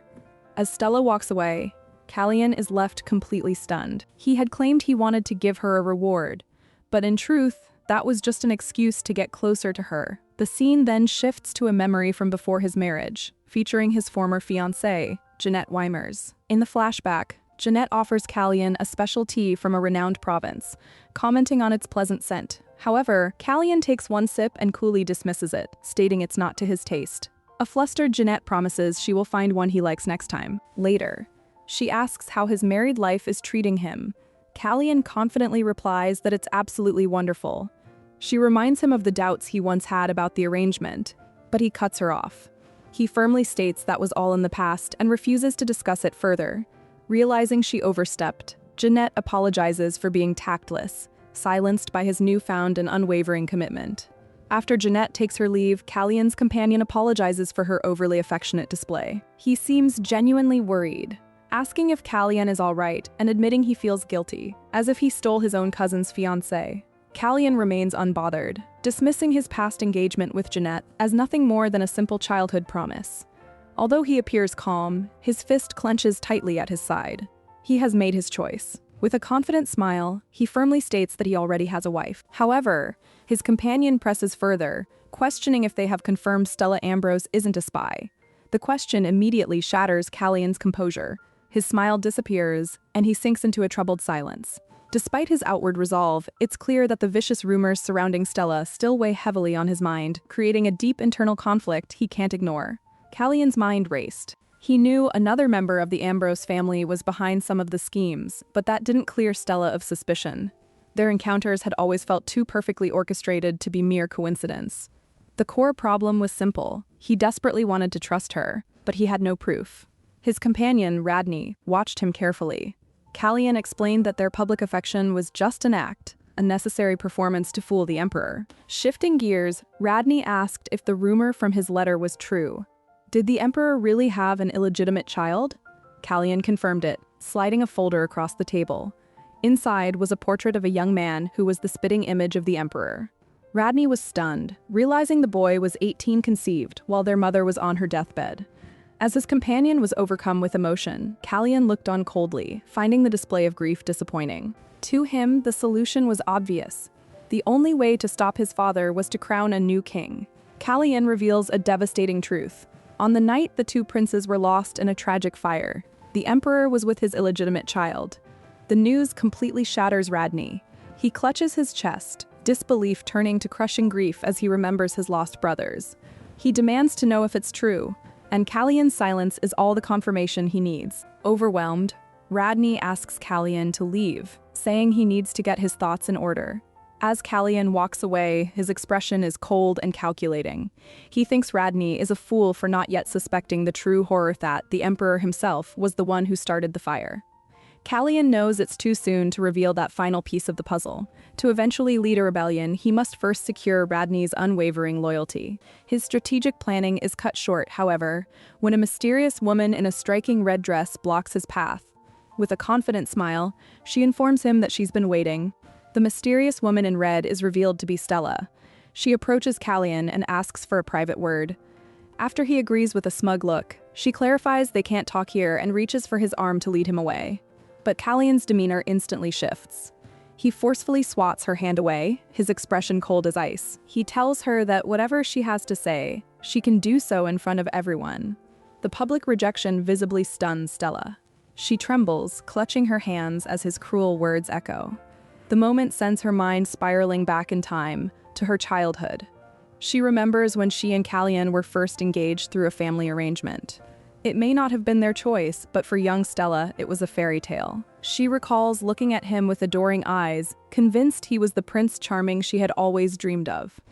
Now, facing this stranger, she's left wondering how it all fell apart. As his cruel words hang in the air, Stella's mind spirals back to her childhood. She remembers her simple dream, to marry a prince and become a queen. The engagement to Callion felt like a fairy tale, but she recalled a jarring thought. She was far superior to him. Her father had relentlessly fueled this idea. He would grip her hands, telling her she was the family's only hope, and that it was her duty to become queen and elevate their name. She was raised to be the shining star, the perfect flower of high society. Stella remembers the admiration and envy she received at lavish parties. Confident that she was born for this life and deserved nothing but the best, she believed her place was at the pinnacle of power. But the memory shifts, revealing a young Callion standing alone at the top of a grand staircase, looking down as if the world was already his. As her mind drifts back, Stella recalls a pivotal realization from her youth. She had always been told she was destined for the top, but upon seeing a young Callion standing above everyone, radiating pure authority, it all clicked. To become a queen, she needed to marry a real prince, not merely a man who was like one. Back in the present, she puts on a masterful performance. She tells Callion she understands he's angry. She left asserting it's only because he was so deeply in love with her. With tears in her eyes, she tries to reason, explaining he knows how much she longed to be queen. She steps closer, promising that while she may be with another man, her heart will always belong to him. Declaring her love, she embraces him tightly. She then whispers her shock at hearing he had married such a common woman, pleading with him not to destroy himself over the pain she caused. But Callion remains perfectly still, his expression cold. As she continues her dramatic speech, he privately wonders what on earth she's talking about. Convinced she is under a profound delusion, Callion pushes her away, his patience finally snapping. He informs her that her delusion is so profound, he doesn't even know where to begin correcting it. Then he delivers the final, crushing blow. He never once loved her. Stunned into silence, Stella can only stammer in disbelief before accusing him of lying. She reminds him that he was always so kind and sweet to her. Callion simply scoffs at the memory. He bluntly explains that his courtesy was only because of her father's title. Their personal feelings had nothing to do with their engagement. It was purely a business arrangement between their families. He then turns her argument on its head, revealing he knew all along she was just sizing him up against other suitors, calculating who had the best shot at the throne. He tells her their engagement was a matter of necessity. And it's ridiculous for a soon-to-be married woman to be declaring her love for a man who already has a wife. As his words sink in, Stella is left trembling, her entire fabricated reality completely shattered. Callion's hand tightens, crinkling the letter he holds. He internally questions Stella Ambrose's audacity. Love? He scoffs at the very idea, wondering who she thinks she is to speak of it. He sees her declaration for what it truly is, a selfish desire to keep her options open, not a genuine emotion. To claim love, he believes, requires basic sincerity. His thoughts shift to a walk in the garden with his wife. He recalls how she stopped, calling out to him with pure delight. Her eyes were fixed on the flowers, her smile bursting with an honest excitement she couldn't hide. She even got a little flustered, apologizing for getting carried away by the garden's beauty. In that moment, everything becomes clear to Callion. He finally understands his conflict, why he doubts a woman like Stella Ambrose, yet wants to trust his wife. It's because he can plainly see that his painfully innocent contract wife is madly in love with him. Duke Rochester reflects on the complicated history between their families. Every noble knows that House Rochester's sea salt trade was the cause of House Ambrose's collapse. He acknowledges that he played a major role in her family's downfall and fully expected her to resent him for it. He even assumed the forced expression she wore on their wedding night was a mask for her true feelings. Because of this, her declarations of love became a huge obstacle. He muses that if her goal had been to end him, he would have had no problem using her in return. He remembers the image of her holding a dagger, only for it to fall uselessly to the floor. But when she reaches for him with a look of total innocence, it makes him want to believe she's just a pawn, simply being controlled and not understanding any of the politics. He pulls her into a hug. He quickly dismisses the thought as impossible, knowing that for her to truly stand by him, the center of the conflict is just a fantasy. Duke Rochester sees the shadowy forces trying to use Stella as a pawn. He realizes that by agreeing to this arrangement, she's essentially siding with the very people who want to control her. Without another thought, he grabs her wrist and pulls her into a sudden embrace. This was never part of the Emperor's grand scheme. No one could have predicted that the woman sent to be his downfall would genuinely fall in love with him. A new possessive idea forms in his mind. He decides then and there that he must make it impossible for her to ever leave. He will make his love the only thing that matters to her. Later, Stella sits alone in a lavish room, her stomach grumbling loudly. She's starving. She regrets bringing up his past fiancés and admits she skipped breakfast because it was too awkward to face him. When a knock comes at the door, she stays silent, stewing in her embarrassment. But she can't hide forever. She taps the table, resolving that she needs to eat. Stella's stomach growled, a blunt reminder she hadn't eaten. Annoyed and embarrassed, she decided to find the kitchen herself. She had another lesson soon and needed her strength. Surely, no one would physically stop her from getting a meal. As she made her way through the manor, she overheard the staff gossiping. Their whispers were sharp and cruel, calling the new duchess a joke who could be thrown out at any moment. Stella stopped in her tracks when the conversation took a vicious turn. They were spreading a disgusting rumor that the Duke refused to be seen with her because she was carrying another man's child. The lie hit her like a punch. That ridiculous story had followed her even here. All thoughts of food vanished as she spun around, desperate to get away. Overwhelmed with despair, she didn't watch her step. Her heel slipped on the slick floor, and she crashed hard onto the ground. Stella hit the floor hard. The pain in her knees was nothing compared to the overwhelming urge to run away, lost and defeated. She clutched her dress, unsure of what to do next. But then, Duke Rochester's words echoed in her mind. He had told her she was allowed to be angry, to stand up for herself and be the confident woman he knew she could be. That memory sparked a fire inside her. She resolved to become the person he wanted her to be, with newfound purpose. Stella stormed into the kitchen to face the gossiping maids. One of them smirked, asking if she'd come to complain about their talk. Stella stood tall, reminding them of their duties to the house.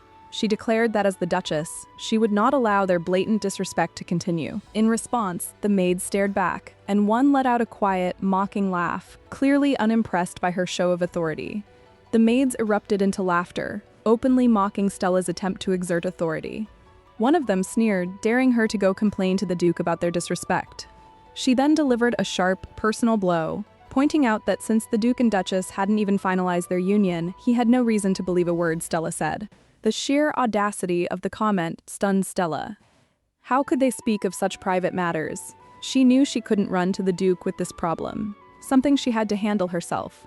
A new fire ignited in her eyes. She declared that as the lady of House Rochester, she would not tolerate their shameless behavior. When one maid scoffed, asking if she planned to fire them, Stella didn't hesitate. She confirmed it was her right as the Duchess, and that's exactly what she was going to do. The maids paled, quickly claiming they were only following orders from another Madame Rochester. Stella glanced around the great hall. She calmly told them that if they wished to serve that woman, they could do so at her house. Then, her voice firm, she gave a final order. Pack their bags and leave immediately. She was the madam of this house. The two maids retreated to their room, panicking. One couldn't believe they were actually getting kicked out, questioning how Stella could be so bold and unafraid of the other Madame Rochester. They knew getting fired was a problem, especially since they had only been following orders. One of the maids came up with a new plan. She smirked, realizing they could go to Mrs. Pope, the head housekeeper, who would surely help them. They rushed to Mrs. Pope's office and laid out their complaint. Mrs. Pope listened calmly, tapping her pen against the desk as they spoke. She repeated their story back to them. The new Duchess had fired them just for following Madame Rochester's orders. The maids eagerly confirmed, expecting her to take their side. However, Mrs. Pope found their story strange. She couldn't understand why Madame Rochester would give them direct orders without consulting her first. When she pressed them for details, the maids faltered, admitting they weren't sure. Pope suspected that if they weren't lying, someone had impersonated her superior. Deciding to investigate, she told them she would hear them out. After the confrontation, Stella felt a wave of unease. She knew firing those two maids didn't solve the core issue, especially if the other Madame Rochester was pulling the strings. A knock broke her thoughts. It was Mrs. Pope, the head housekeeper, stepping inside to check if she was all right. Stella was confused, pointing out that it wasn't time for their scheduled lesson. Mrs. Pope calmly explained that she had just interviewed the kitchen maids. Stella immediately assumed she was in trouble for firing them, without permission. However, Mrs. Pope clarified she was only there to clear up a misunderstanding. She stated that Madame Rochester never gave those maids any such orders. Taking Stella's hand, the housekeeper revealed the two liars had been locked up until the Duke returns to investigate. Despite this, Stella couldn't shake her insecurity. She confessed her fear that the other woman genuinely disliked her, whispering that she felt undeserving of someone like Duke Rochester. Mrs. Pope tried to soothe Stella's fears, clarifying that the other Madame Rochester likely felt indifference toward her, not hatred. Hearing this from the kind housekeeper, Stella felt a wave of relief wash over her. A small, genuine smile appeared on her face as she admitted Mrs. Pope's words had calmed her down significantly. Later, Mrs. Pope met with the other Madame Rochester. The housekeeper found it odd that this woman would call Stella a liar while claiming to love the Duke, especially since their own marriage was one of separate rooms and no real intimacy. Mrs. Pope firmly stated she didn't believe Stella was a bad person. The woman scoffed, sipping her tea. She argued that if Stella were so decent, she would have at least tried to greet her by now. Still, she conceded that Mrs. Pope's opinion held some weight. A memory of Stella's vulnerability flashed in the housekeeper's mind, and she smiled, declaring the Duke had truly found a decent wife. Surprised by this display, the other woman remarked it had been a long time since she'd seen Mrs. Pope smile so genuinely. Duke Rochester strode into his grand estate, greeted by the head housekeeper, Mrs. Pope. His first thought was of Stella, and he immediately asked where she was. Mrs. Pope, however, had urgent news. She stopped him, explaining a serious incident involving his new wife. Some of the maids had been openly insulting Stella. Rochester's pleasant demeanor vanished. The housekeeper then revealed the worst of it. The maids had been withholding Stella's food, and she had been missing meals since their wedding. Mrs. Pope had only just found out, as she'd been away. An icy calm settled over Rochester. He questioned if his staff truly dared to disrespect the house in such a way, his voice low and dangerous. He demanded the maids be brought to him at once. Kneeling before him, the terrified women quickly blamed his mother for their actions. But the Duke wasn't buying it. He tapped his foot, simply stating their claim was nonsense. Duke Rochester coolly dismissed the maids' claims. He stated his mother was far too high-minded to resort to such petty games and demanded the truth. His expression darkened as he proposed a different theory, asking if they were spies sent by the emperor. The accusation sent a wave of panic through the women. They frantically denied any connection to His Majesty, insisting they would never dream of such a thing. Backed into a corner, their hands trembling, they changed their story. One of the maids confessed that Stella herself had ordered them to withhold her food. The maid claimed Stella believed that by appearing to starve, the Duke would take pity on her and pay her more attention. Rochester immediately saw through the ridiculous excuse. Realizing it must be a cover story designed for use if caught, he calmly called for Mrs. Pope and ordered her to bring his wife. He declared that with Stella present, they would finally discover who was lying. Duke Rochester gave the maids one final warning, stating the truth would be revealed the moment his wife arrived. Still, they refused to be honest, scrambling for a new excuse. One of the women insisted they hadn't starved Stella at all. She claimed they fed her in secret, and Stella had even given them gifts as thanks. As proof, the maid pulled out a wooden pendant, a piece of jewelry far too expensive for their wages. Rochester's gaze fell on the item. He instantly recognized the crest of House Ambrose, but he also noticed a crucial detail: the wood was a rare type, used exclusively by the imperial palace. Just then, the door creaked open and Stella walked in, completely unaware of the situation. Rochester calmly explained he had discovered the maids were intentionally harassing her. He then looked her straight in the eyes and asked a simple question: how would she like them punished? Stella was stunned, stammering that surely being fired was punishment enough. Duke Rochester says nothing in response to Stella's suggestion. Instead, he turns the interrogation over to a stern-looking woman, Mrs. Pope, who promises to continue questioning the maids. With the culprits now in capable hands, Rochester approaches Stella, his demeanor softening. He gently suggests they step outside to talk. His first question is simple and direct, asking if she has eaten dinner yet. Stella, clearly flustered by the attention, looks away and insists that she is fine. This quiet, caring exchange leaves the maids on the floor completely stunned. They had assumed the Duke and his new wife didn't get along, yet here he was acting incredibly affectionate. While they reel from this revelation, Mrs. Pope looms over them, ready to get the real story. Meanwhile, Rochester reflects on what truly tipped him off. It wasn't just their inconsistent lies, it was a specific telling mistake they made when speaking about the Duchess. As Rochester led Stella away, his mind was elsewhere. It wasn't the maid's flimsy pendant that exposed them. The real problem ran much deeper. He knew the Emperor had been planting spies in his house for years, and the memories of past betrayals made it almost impossible for him to trust anyone. He thought he had rooted them all out, but clearly some vipers remained. The Duke realized the maid's specific lie about the Duchess was no accident. It was a calculated move by the Emperor, designed to sow discord between Rochester, his mother, and his new wife. Turning to Stella, he gently patted her shoulder, reassuring her that he wasn't mad, and that she handled the situation perfectly. For Stella, this small gesture of kindness was everything. She recalled his earlier advice to become a wife who is loved, and it gave her the courage she needed. She finally understood his strange warning had been for her protection all along. Rochester observed how transparent Stella's feelings were, noting that she seemed ready to open up to him. He gently encouraged her to always have courage and speak her mind. Bolstered by his words, a blushing Stella immediately tested his offer, asking if she could be honest and admit that she was very famished. Her simple, earnest confession broke the tension, and a genuine smile spread across Rochester's face. He admitted he was about to pass out from hunger himself and suggested they go eat. Later that night, the true nature of the conspiracy became clear. Mrs. Pope delivered her report. The wooden crest given to the maids was made of cedar, a material that traced it directly back to the imperial palace. Rochester remarked that his enemies weren't even trying to be subtle anymore. Mrs. Pope then revealed the maids' confession. They had been manipulated by a cloaked figure pretending to be Rochester's mother, who had warned them that Stella would be a threat to the family and urged them to protect the household. Mrs. Pope confirmed Rochester's suspicions. The maids' backup plan was to blame the Duchess if they were ever caught, a classic and often fatal tactic for spies. He grimly acknowledged this, knowing the Emperor surely had more pawns hidden throughout his home. He resolved to stay on high alert and deal with them as needed. Just then, another problem announced itself with a knock on his door. Mrs. Pope entered, carrying an urgent message from the police. Rochester took the letter, and as he read it, his eye began to twitch with irritation. The news was absurd. A recent police raid on a gambling den went wrong, and someone ended up dead. The prime suspect currently in custody was none other than Stella's father. To make the situation even more complicated, the police chief was writing to ask for the Duke's opinion on the matter before officially starting an investigation into his new father-in-law. Rochester stared at the page, wondering what kind of lunacy this was.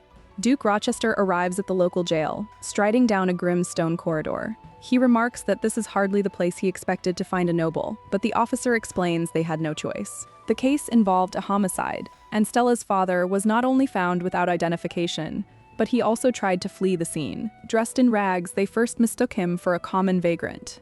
Rochester immediately grasps the real reason for the summons. The police are looking for a payout to sweep this under the rug. The officer leads him to a cell, but Rochester dismisses him, saying his people outside will provide whatever is needed. The officer bows, hands over the key, and promptly leaves. Behind the bars, a disheveled and desperate Count Ambrose scrambles forward, calling out the Duke's name. Rochester looks down at his future father-in-law, with disdain, wondering what kind of mess he's gotten himself into this time. A cold smirk crosses his face as he thinks about how devastated Stella would be if she ever found out. Inside the jail cell, a pathetic Count Ambrose begs Rochester to leave him behind, wailing that he can't be a burden to his daughter any longer. But Rochester is completely unmoved by the display. He calls the Count foolish, telling him that walking away from this disaster would solve nothing. With a heavy clunk, Rochester unlocks the cell door and steps inside. He gets straight to the point, reminding the Count of the life that was lost and asking if he seriously thought he could hide it from Stella. He tells him to think rationally about who would be hurt the most by this scandal. Then the Duke extends a hand. He states plainly that he will not stand by and watch his future wife suffer because of her father's poor choices. Grasping at the lifeline, the Count takes his hand, stammering apologies. Rochester cuts him off. He clarifies that his help isn't free, it comes with a condition, leaving the Count stunned and fearful. Dressed in an elegant gown, Stella wonders aloud if she truly looks the part of Madame Rochester. She privately admits that she views the Duchess as the very picture of a noblewoman and wants to be just like her. Her companion, Mrs. Pope, seems regretful, explaining that her frequent trips to the capital meant she wasn't aware of the hardships Stella had faced at the estate. Just as Mrs. Pope begins to apologize, Stella gently cuts her off. She compliments the delightful lunch, noting that ever since she casually mentioned liking potatoes, the dish has appeared at every single meal. Taking the older woman's hands, she insists that such thoughtfulness is apology enough and that she feels nothing but gratitude. Their warm moment is interrupted by a knock at the door. A servant announces that Duke Rochester has arrived. A small smile plays on Stella's lips as she realizes he's home early, and she politely postpones the rest of her lesson for the day. As Stella descends the grand staircase, she reminds herself to maintain a noble posture. Seeing Rochester at the bottom, she calls out a formal greeting. He steps forward, catching her hands as she reaches the last step. A blush colors her cheeks as she softly welcomes him back. With a warm smile, he replies that he's home. Stella remarks that she wasn't expecting him so early, given his busy schedule. The Duke explains that he brought guests with him. Instantly flustered, Stella worries that she isn't dressed properly for visitors. Rochester quickly puts her at ease, telling her she looks beautiful just the way she is. As the main doors begin to open, she turns and asks who the guests could possibly be. Her jaw drops. Standing in the entryway is her father, beaming as he calls her name. Beside him, her mother laughs warmly. Overcome with shock, Stella rushes toward them, her first concern being whether her mother was well enough to travel. With tears in her eyes, Stella confessed how worried she'd been. Her mother quickly reassured her, explaining that the Duke had sent a very skilled doctor, and she now felt like a whole new person. Just then, a small voice called out. It was Mary, Stella's younger sister, peeking from behind her father before rushing forward for a hug. Stella scooped Mary into her arms, overjoyed to see her looking so healthy and well-fed. The little girl proudly confirmed she had been finishing all of her meals. When Stella asked about Sanderson, her parents chuckled, explaining that he was so excited about the visit that he'd stayed up all night and was now fast asleep in the coach. As Stella laughed, her father's demeanor shifted. He called her name, his friendly expression gone. With a sudden, unnerving grin, he announced that there was something important he had to tell her, casting a shadow over the joyful reunion. When a noble family faces difficult times, hard work isn't always the solution they choose. It's often considered more dignified to simply marry off a daughter and live comfortably on her dowry. This was the path the Ambrose family took. Stella Ambrose was sold by her own father, her consent never part of the equation. The price paid for her was more than enough to secure a life of luxury, but it cost her freedom. Meanwhile, a powerful nobleman was looking into a dark incident. His aide reported back on a recent death, explaining that a massive dowry had been lost entirely to gambling. The situation was suspicious, as the man who lost everything was led to a rigged gambling den by his own brother, Basil Ambrose. A fight broke out, and a life was lost. Sensing a deliberate plot, the nobleman ordered his aide to investigate Basil. He also instructed him to find the victim's family, compensate them, and ensure their silence. Just then, his office doors opened. It was Stella, asking if he'd had a busy day and inviting him to dinner. Duke Rochester wakes to find Stella in his doorway, inviting him to dinner. With a relaxed smile, he agrees to join her. Later, Stella is overjoyed to be dining with her entire family, a gathering orchestrated by the Duke. However, the cheerful atmosphere sours when her mother notices how anxious her husband is. Stella's father nervously admits that the family will be leaving the capital soon and won't see her anymore. His wife is shocked by the sudden declaration. Internally, the father is panicking, barely stopping himself from blurting out the whole truth. He convinces himself that the Duke has taken care of everything. All he has to do is leave Stella behind as planned. A dark memory of a messy confrontation flashes in his mind, along with a quiet agreement to bury the entire incident. Back at dinner, Rochester explains that he not only wanted to comfort Stella by bringing her family, but also needed to finalize his discussion with her father, tying him directly to their shady deal. At the dinner table, Stella tries to make conversation, remembering her brother had something to say at the entrance. The pleasant mood shatters when her father nervously announces the family is leaving the capital. He claims it's for Sanderson studies, but the excuse feels weak. Confused, Stella questions his logic. Wouldn't it be easier to study in the city? She begs them to stay, reminding them how little they see each other as it is. Her mother jumps in to support the lie, mentioning a famous tutor in the countryside and promising to write often. Defeated, Stella quietly accepts their decision. Noticing her disappointment, Duke Rochester tells her not to be too upset. He smoothly promises to do his best so she won't feel the emptiness of their absence. His words seem kind, but they also seal her fate. Her mother, oblivious, simply thanks the Duke for his reassuring presence, solidifying the arrangement that leaves Stella behind in his care. Stella puts on a brave face for her guests, calmly assuring a countess that she can handle all of her new responsibilities.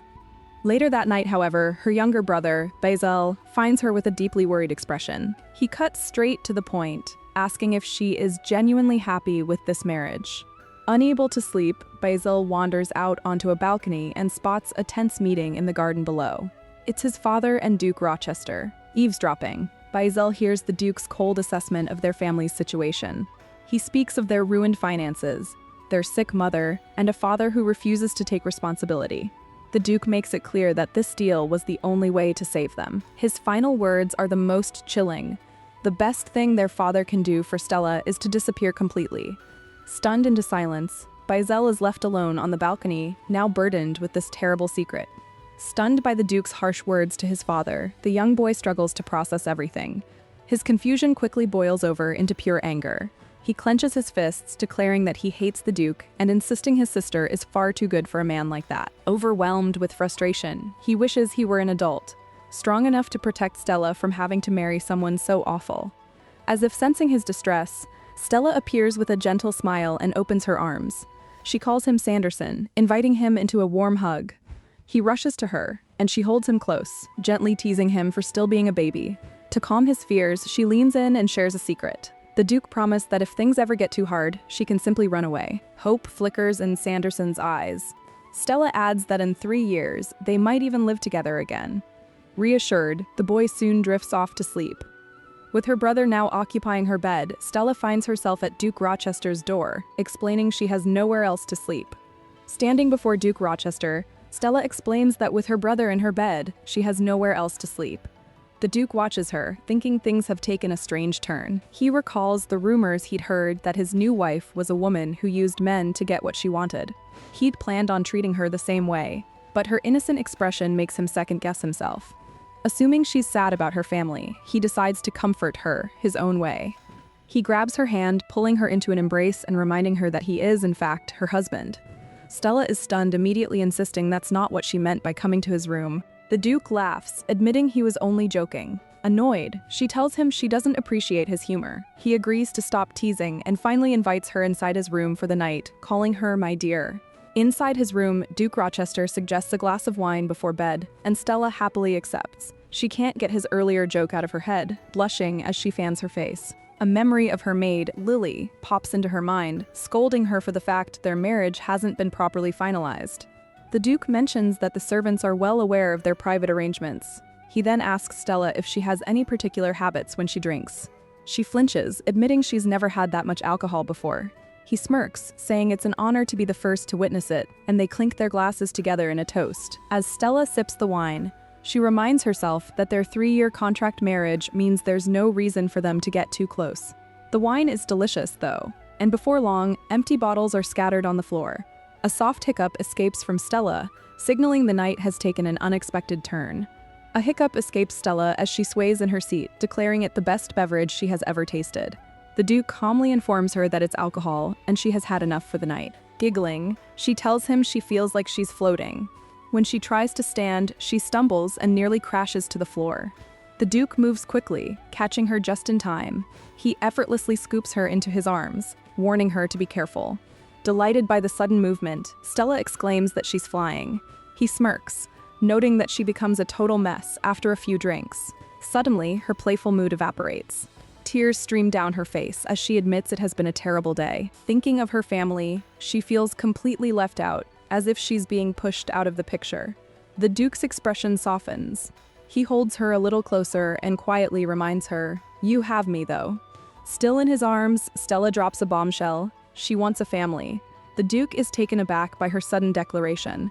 She clarifies that she needs a loving family and, looking him straight in the eye, says she wants to have his child. His jaw tightens and he mutters a curse under his breath, clearly overwhelmed by the emotional weight of her words. He pulls her in closer, and whatever happened next, it was clear their contractual relationship had just become intensely personal. The following morning, Stella wakes up alone in a grand bedroom with a pounding headache. She groggily sits up, embarrassed that she fell asleep in his guest room. Her memory is a total blur. She only recalls drinking wine with him. As she walks through the hall, a vivid flash of the night before hits her the memory of their sudden closeness, leaving her breathless and flustered. She stops dead in her tracks, realizing the night didn't end with just a conversation. A sudden, vivid memory flashes through Stella's mind. A voice echoes in her head, asking if she really thought making a baby would be so easy. Her face burns with embarrassment as she desperately tries to understand what happened. Back in the present, her family is preparing to leave. Her stepmother, relieved after seeing the Duke the day before, asks where he is, as they couldn't find him to say goodbye. Flustered, Stella lies, claiming she hasn't seen him since dinner, but her younger brother immediately calls her out. He explains that he went searching for her late last night and saw Duke Rochester coming out of his room, breathless and completely flushed. The Duke had assured the boy that Stella was fine, admitting they had just been together. Everyone stares. Stella frantically insists it's not what they're thinking, but her mind is a total blank. Mortified and confused, she longs for them to just go away, unable to remember a single thing about the night before. Life at the estate changed for Stella after her family left. The story of her night with Duke Rochester spread quickly through the staff, and suddenly she was being treated with a level of care she wasn't used to. Surrounded by fine desserts and beautiful flowers, she felt more confused than ever. Was this how a duchess was always treated? Or was this special treatment because of what happened between them? Her memory was a complete blank, lost to the wine she'd had that night. As this thought crossed her mind, another more shocking possibility took hold. She clutched her stomach, her face flushing as she realized she could be expecting a child. When a maid noticed her distress, Stella quickly brushed it off, saying she was just full. To avoid an awkward encounter, she sent a message to the Duke, claiming she was unwell and couldn't see him. Upon hearing the news, the Duke was clearly surprised, immediately wondering if she was just hungover from their evening together. Duke Rochester asks a maid about Stella, but the servant can only say that she didn't specify her illness. Realizing it's the first time he hasn't been there to greet her, he heads to her room. He knocks and calls her name, asking if she's all right. A flustered Stella cracks open the door, faking a cough and claiming she has a cold. The Duke notes her raspy voice, but she quickly dismisses his concern and asks to be left alone. For days, Stella actively avoids him. She thinks about their old routine of dinners and walks, but now she can't bring herself to face him. Peeking from behind a pillar, she wonders aloud if he has left for the day. Suddenly, a voice answers from right behind her. The Duke reveals he slept in. He gently takes her arm, startling her. He points out it's been 3 days since they've properly seen each other and asks if she was very sick. Before she can come up with an answer, he smiles and says it's time for a long chat. Duke Rochester confronts Stella, a knowing grin spreading across his face as he asks about the specific ailment she was suffering from. He correctly guesses that she's been avoiding him, feeling something significant had happened between them, but was too embarrassed to ask as she couldn't remember anything. Blushing, Stella apologizes, admitting she only recalls bits and pieces. Amused by her predicament, the Duke declares that he can take care of that for her. He rises from his seat and crosses the room in a few quick strides. Leaning in close, he tells her that if she doesn't remember, he will help her, before she can process his words. He pulls her down onto the sofa with him. He looks down at her and reveals the truth of that night. She had told him she wanted a child. He then clarifies that this confession came before any of the significant things she might be assuming had happened. The Duke then reveals the anticlimactic truth. She simply fell asleep. Stella is instantly mortified. He assures her that he isn't the kind of man who would take advantage of his sleeping wife. Still trying to get her bearings, she asks if he's saying that absolutely nothing happened. With a knowing smile, he confirms her suspicion. He takes her hand and gently asks her to stop avoiding him, admitting it hurts his feelings. For a brief moment, a look of disappointment crosses Stella's face, but it's quickly washed away by a deep blush of embarrassment. She can't believe she let her imagination run so wild. Later that evening, the Duke finds Stella writing on the balcony. He asks why she's still awake. She explains she's writing to her family and how much they all love sending letters. She smiles, recalling sweet memories of her siblings, like when her little brother lost a tooth and wrote to the tooth fairy, or when a crying Mary gave her an apology letter. Stella reflects on her own fond memories of writing letters, a small comfort from a simpler time. Trying to lighten the mood, she playfully asks Callion if he also writes letters to Madame Rochester, referring to herself. The question makes him pause. His hand twitches as he reveals a truth he hasn't shared before. While Stella expects an embarrassing childhood story, the mood turns serious. Callion admits that he doesn't have a good relationship with his mother and has no memory of exchanging loving letters with her. Realizing she's accidentally opened an old wound, Stella feels a pang of regret.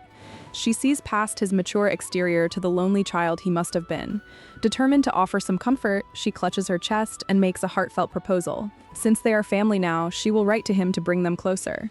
With a hopeful smile, she asks if he will write back, leaving Callion speechless and blushing from her unexpected kindness. With a look of genuine gratitude, Callion thanks Stella for her kind offer. Flustered, Stella replies that it's nothing, assuring him she wants to do anything in her power to help. Taking a chance, she carefully asks about his relationship with his mother, wondering why they had a falling out. Internally, she worries she's overstepped again.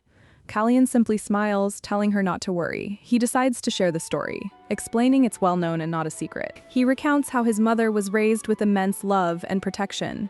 Her father, the former emperor, gave her everything she desired, while her older brother, the current Emperor Durklin, treated her like a precious doll. Because of this sheltered upbringing, she grew up thinking unconditional love was a given. She was a beautiful woman without a shred of darkness in her. Naturally, when she met Callion's father, she completely stole his heart. Callion continues his story, explaining that the union between his parents was celebrated by everyone as a true blessing. Their wedding was a grand, picturesque affair. However, there was one person who was not pleased by the marriage: his uncle, the current Emperor Durklin. After the wedding, everything changed. As time passed, his mother's bright smile vanished, replaced by a deep and constant sorrow.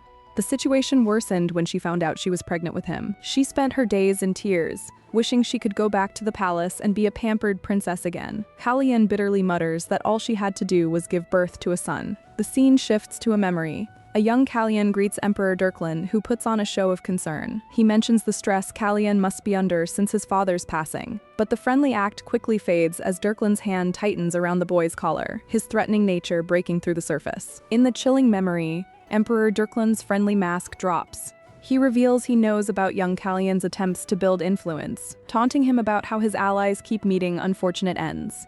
A stunned Callion asks how he could possibly know, and his uncle delivers a devastating blow. It was Callion's own mother who told him everything. Durklin's hand tightens on the boy's collar as his voice drops to a low threat. He asks just how many more people need to disappear before Callion finally gets out of his sight. The terrified prince can only agree to back down. Back in the present, Callion connects the dots for Stella. He explains that the fact he was a son bothered his uncle to no end, leading to constant arguments with his mother. He reveals that two of his biggest life choices, joining the military and even marrying Stella, were strategic moves to make Durklin see him as less of a threat. After dropping this bombshell, Callion stands to leave, wishing her good night. A surprised Stella quickly returns the farewell. After hearing Callion's heavy confession, Stella immediately regrets prying into his painful past. A few days pass, but the story continues to weigh on her mind. While sitting at her desk, she lets out a deep sigh, which is overheard by her tutor, Mrs. Pope. Sensing her distress, Mrs. Pope kindly offers to postpone their lesson. Stella quickly insists she's fine, but when asked what's wrong, she admits she can't stop thinking about what Callion told her about his mother. Mrs. Pope remarks that their troubled relationship is common knowledge among high society. However, Stella isn't satisfied with just one side of the story. She reveals she was trying to write a letter to Callion's mother, hoping to meet her and hear her perspective directly. But she hesitates, worried that Callion would disapprove. Mrs. Pope bluntly advises against it, stating that society blames the woman for the family's downfall and that contacting her would be pointless. Confused by Stella's concern, she asks why she cares so much. Stella then turns the tables, asking Mrs. Pope if it's true that she frequently visits Callion's mother. Caught off guard, Mrs. Pope's expression softens into a knowing smile. She asks how she could possibly stay uninvolved when Stella is so deeply concerned, changing her stance completely. She offers to get permission from Callion and deliver Stella's letter to his mother. A surprised Stella asks if she's sure his mother wouldn't mind, but Mrs. Pope reassures her, confident that Madame Rochester will be thrilled to hear from her. Just a few days later, a reply arrives. The letter is straightforward, inviting Stella to the manor as soon as possible. Stella prepares carefully for the visit, dressing in her finest clothes for the first time in a while and bringing a thoughtful gift basket. As she heads out, Callion's mother is seen watching from a window, awaiting her arrival. Elsewhere, Callion looks a bit irritated. He reflects that Stella has written letters to her family and even to his own mother. He can't help but wonder when it will finally be his turn to receive a letter from his wife. In a sunlit parlor, Stella sits down for tea with Callion's mother, Madame Rochester. The older woman is all business, cutting straight to the point. She sets her teacup down and asks directly why Stella wanted to see her. Instead of answering, Stella presents the gift basket she brought. She lifts the lid, and to Madame Rochester's complete surprise, 3 tiny goslings poke their heads out, letting out soft peeps. The woman flinches, a deep blush coloring her cheeks as she stares at the small birds. Stella explains that since it would be rude to come empty-handed, she asked Callion what his mother liked. He told her that she had always loved animals since she was a child and was especially fond of birds. Stella adds that hearing this simple fact made her realize that perhaps his childhood wasn't entirely awful. The unexpected and deeply personal gift, a fond memory delivered by her son's wife, leaves Madame Rochester visibly moved and at a loss for words. As Madame Rochester carefully cradles one of the goslings, she acknowledges the painful truth. She assumes that if Callion told Stella about her, he must have also mentioned the rumors that painted her as an immature princess unfit for motherhood, a woman who destroyed her son's life and forced him into the military with her own hands, admitting she was too drained to ever refute them. Stella gently asks why she doesn't just try talking to him. The question makes Madame Rochester snap, shouting that she's tried countless times, but her son refuses to even see her. Her sudden outburst startles the little bird, and she immediately softens, apologizing for scaring it. Cutting through the tension, Stella asks a different question. Has she ever tried apologizing? She relays Callion's own words, explaining that he believes everything happened because his mother was simply naive. He felt his birth had drained away all her happiness. As his mother glares, Stella clarifies that he didn't sound resentful. In fact, he looked incredibly sad. Stella looks at Callion's mother with gentle understanding. She advises that even between parents and children, apologies should be given where they are due. The suggestion hits a nerve, and Madame Rochester looks away, her confidence faltering. She quietly asks what she's supposed to do if Callion doesn't accept her apology, insisting that the whole affair is much more complicated than Stella realizes. Her mind flashes back to the day he left. A younger, more frantic version of herself had rushed down the grand staircase, calling his name. She grabbed her son's arm, demanding to know why he was suddenly joining the military. She pleaded with him, asking what would become of their family, their home, and her. Callion's expression was calm but resolute. He told his mother that he was leaving precisely to protect their family and her. He then pulled his arm from her grasp and walked away, leaving her to watch as he disappeared down the long hall. Madame Rochester's trip down memory lane continues with the painful fallout from that day. She admits she directed all her fury at Callion as he left. Soon after, terrifying rumors began to circulate. People connected to his business ventures kept meeting unfortunate ends. While the official story blamed a mole leaking confidential information, the truth hit her hard as she felt the weight of everyone's suspicious stares. A chilling realization washed over her. Every worried word she had confided in her brother, the Emperor, had likely been used to sabotage her own son. She trembles, finally understanding that Callion had left to protect her from this situation.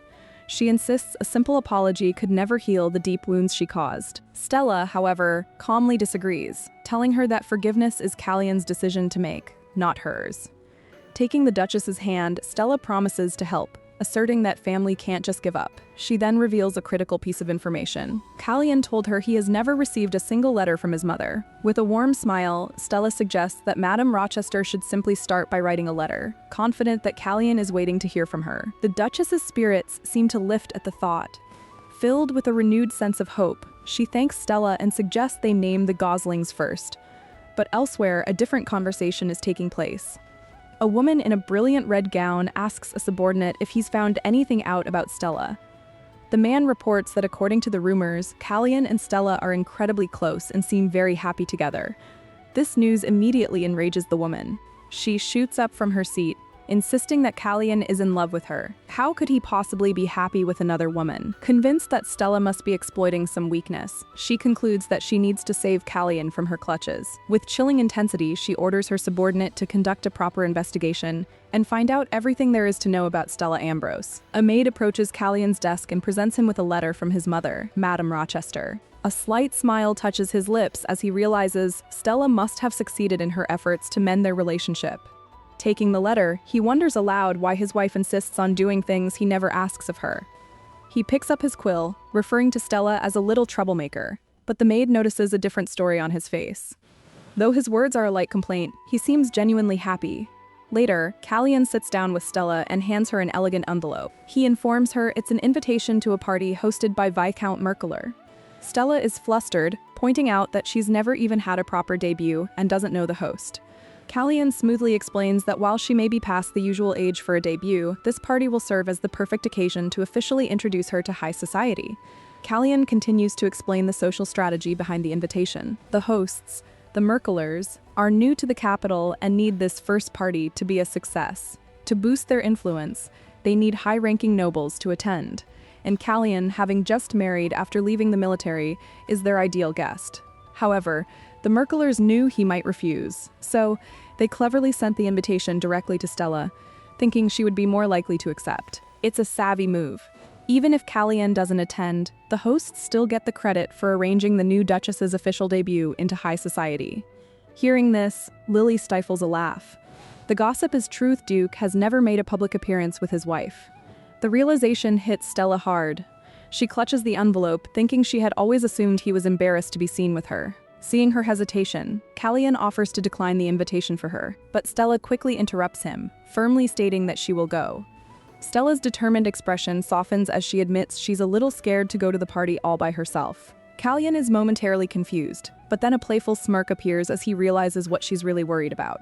He chuckles, asking her what he should do about it. Extending a hand, he tells her to properly ask him to go with her, adding that she knows he won't be able to refuse. Calling him a tease, Stella stands up and closes the distance between them. She places her hands on his chest and asks if he'll come with her so she won't be alone. Of course, he replies smoothly, questioning who else she would possibly go with. His hand gently moves to her hair as he pulls her closer, whispering that he's a very jealous man. Stella teases him right back, wondering how a man can be jealous of himself. He just laughs, concedes the point, and brings her in for a soft kiss. At the lavish Merkeler estate, the party is in full swing. The hosts are thrilled to see Callian and Stella arrive, rushing to greet them. Playing the part of a devoted husband, Callian smoothly explains his rare public appearance. He tells them that since it was his wife's first invitation, he couldn't possibly decline. He turns to Stella, giving her hand a gentle squeeze. Stella, looking radiant, plays her part perfectly. With a charming smile, she confirms his story, playfully adding that she practically had to beg him to attend. They thank the hosts and move into the hall, a perfect picture of a happy couple. Their pleasant walk is soon interrupted when a man calls out Callian's name. Egbert approaches with a friendly smile, saying he didn't expect to see the Duke here. He admits he only came because he heard Callian would be there. Clearly, word of the couple's arrival has already spread throughout the capital. With a smug grin, Egbert notes that he heard Callian was bringing the wife he'd been hiding, adding that everyone is curious. His stare makes Stella deeply uncomfortable. Suddenly, a loud crash echoes through the hall as a maid trips, shattering a glass on the floor. While another woman scolds the poor girl, the scene gives Egbert an idea. He recalls a time at a social club, telling Stella that her husband has a warm heart beneath his cold exterior. Egbert recounts how Callian once threw gold coins at a clumsy worker as a supposed act of charity. The memory hits Stella like a physical blow. Her heart pounds as she realizes he's talking about her back when she was forced to work as a footman. The shock causes her to stagger, and Callian immediately grabs her to keep her steady. He shoots a furious glare at Egbert, leaning in close. In a low, menacing tone, Callian asks if he's always been this chatty. Still reeling from Egbert's story, Stella quietly asks Callian to excuse her for a moment. Maintaining his public persona, Callian warmly tells his dear wife to take all the time she needs. Once she's gone, Egbert turns to Callian with a smug look, asking what's going on. He then reminds Callian of something he once said, that a woman like Stella Ambrose was not worthy to be by his side. Egbert chuckles, noting how Callian has now become such a doting husband. The facade immediately drops. Callion's gaze turns ice cold. He takes a deliberate step toward Egbert, invading his space. Ignoring the jab completely, he leans in and asks in a low, dangerous tone if Egbert has always been this chatty. The threat is crystal clear. A nervous Egbert backpedals fast, claiming he was just joking around. He now believes the rumors are true. The ruthless Callion is genuinely in love. But Callion says nothing, his cold silence more intimidating than any words. As Egbert stews in his fear, a noblewoman approaches Callion, asking for a private meeting to discuss business. But Callion's focus is elsewhere. He calmly states that he should go to his wife, admitting he's not comfortable leaving her alone for long. With that, he turns and walks away, leaving the woman and other guests completely stunned by his abrupt departure. Meanwhile, Stella hurries down a long corridor, trying to catch her breath. Egbert's story brought back a flood of painful memories. She remembers all the filthy rumors high society spread about her, that she was an object to be passed around, a beautiful woman who could be sold for a small fortune. Leaning against a door, she tries to calm her racing heart. Just then, two ladies block her path with cruel smirks. They mockingly greet Duchess Rochester, calling her the infamous woman from the rumors. Stella doesn't recognize them, and they sneer that she left society so long ago. One whispers to the other that Stella simply doesn't remember them because they aren't men. The ladies continue their mockery, laughing about how Duke Rochester could possibly end up with someone like Stella. Their open contempt crushes her. Just like the disdain she has endured for years, she feels trapped by the invisible shackles of rumors that have followed her since before her marriage, knowing she can't break free on her own. However, a new resolve takes hold. She believes the Duke might help her, since the stories are too ridiculous to be true. But first, she has to handle this. The women snicker that she shouldn't be offended, considering she married up. Though confrontation scares her, Stella decides to act the part of a duchess who defends her honor. Composing herself, she looks at them and says they are being incredibly rude. She then coolly asks for their family names so she can lodge a formal complaint. Remembering a time when she was tossed aside like a coin, she refuses to let her value be decided by others ever again. Just as the confrontation heats up, a calm voice cuts in from behind Stella. It's Callion, and he'd also like to know what has his wife so upset. He places a hand on her, his expression unreadable, as he demands an explanation from the two stunned ladies of House Brown and House Adelia. They stammer that it's all a misunderstanding, but another woman in a bold red dress glides between them. She smoothly defends her friends, asking Callion to be more understanding. She then chides him for following her, adding that it's not a good look for a married man. After sending her friends away, she turns to Stella and offers an apology on Callion's behalf. Stella, completely taken aback, asks who she is to apologize for her husband. With a flawless curtsy, she introduces herself as Janet Weymouth. The name clearly shocks Stella, who recognizes it immediately. Stella recognizes the name instantly. Janet Weymouth is Callion's former fiancée. She grabs his arm, her voice low. She reminds him that he told her not to worry about Janet, so his actions have left her deeply hurt. Callion quickly denies it, insisting he followed Stella because he didn't want her to be by herself. When Stella playfully says she's starting to resent him, he pleads with her not to, as the thought breaks his heart. Watching their close interaction, Janet's smile becomes strained. She excuses herself to give them some privacy, but her polite facade crumbles the moment she turns away. She sees Stella as a cunning woman who has sunk her claws into a naive Callion. Janet becomes determined to free him from what she believes is a carefully laid trap. After Janet leaves, Stella begins to tremble. The emotional weight of the evening crashes down on her. Noticing her distress, Callion gently asks if she's crying. With tears welling in her eyes, Stella admits she isn't crying, just devastated that her debut has been ruined. With tears welling in her eyes, Stella admits that her debut is completely ruined. Callion calmly reassures her that it isn't, reminding her they only just arrived.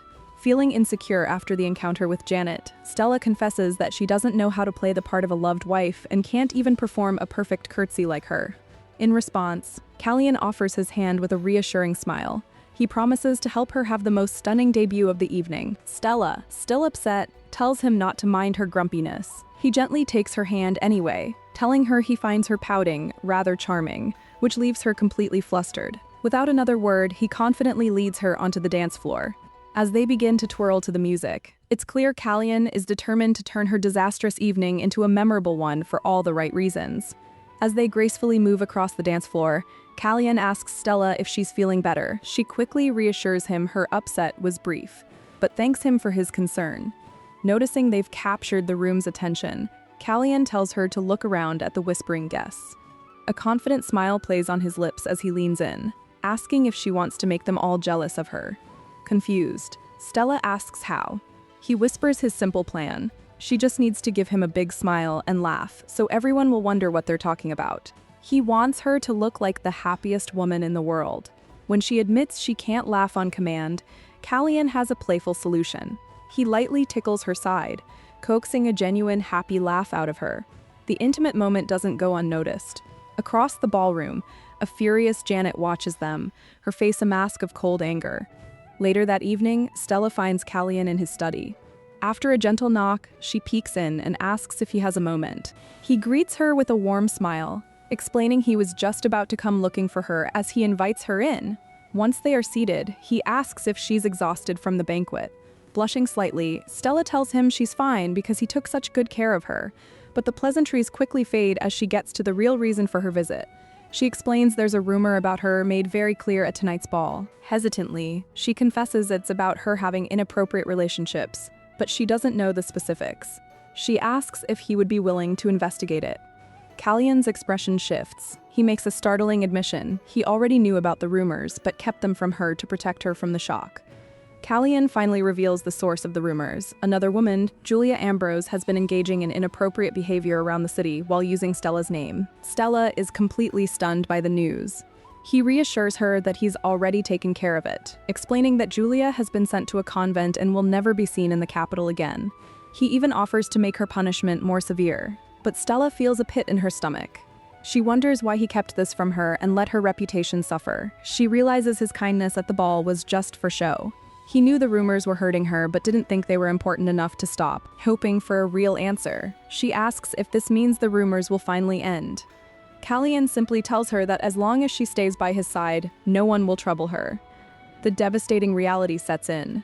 He isn't going to do anything more. Stella clutches her dress, remembering she was sold for her family's sake, and was a fool to ever think he was truly on her side. With a look of quiet resolve, Stella informs Callian that she should probably avoid parties from now on. She admits she's still struggling to process the fact that Julia started the rumors. Stating that she needs some time to think, she rises from her seat to leave. Callian calls out her name, but she simply asks to be excused and walks out, the door closing firmly behind her. Left alone in the quiet study, Callian lets out a heavy sigh. He feels helpless, knowing he can't tell her the whole truth, that her cousin Julia had made inappropriate advances toward him. The image of Stella's heartbroken face is too much to bear. He suddenly springs to his feet, determined not to let their conversation end this way. A strange fear grips him as his heart pounds in his chest, experiencing the anxiety of his first real argument. Meanwhile, Stella has already retreated to her room, where she's curled up on the bed, quietly crying.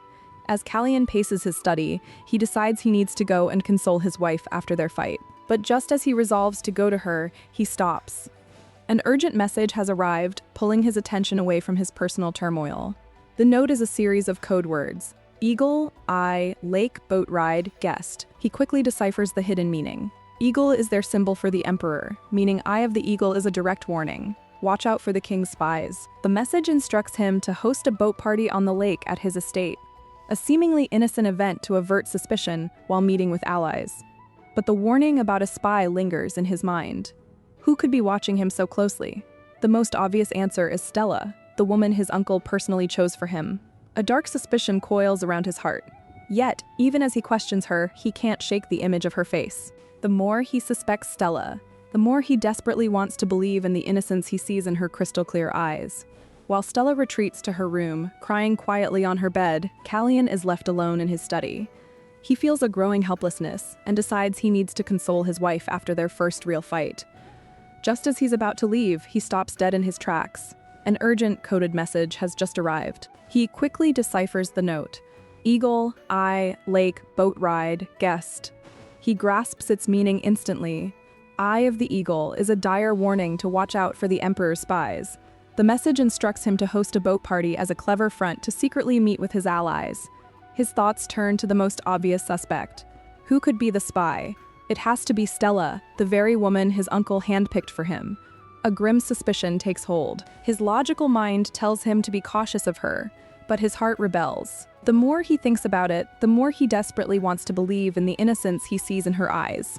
Still reeling from the coded message, Callian is interrupted by Stella, who demands to know the truth behind the rumors circulating about them.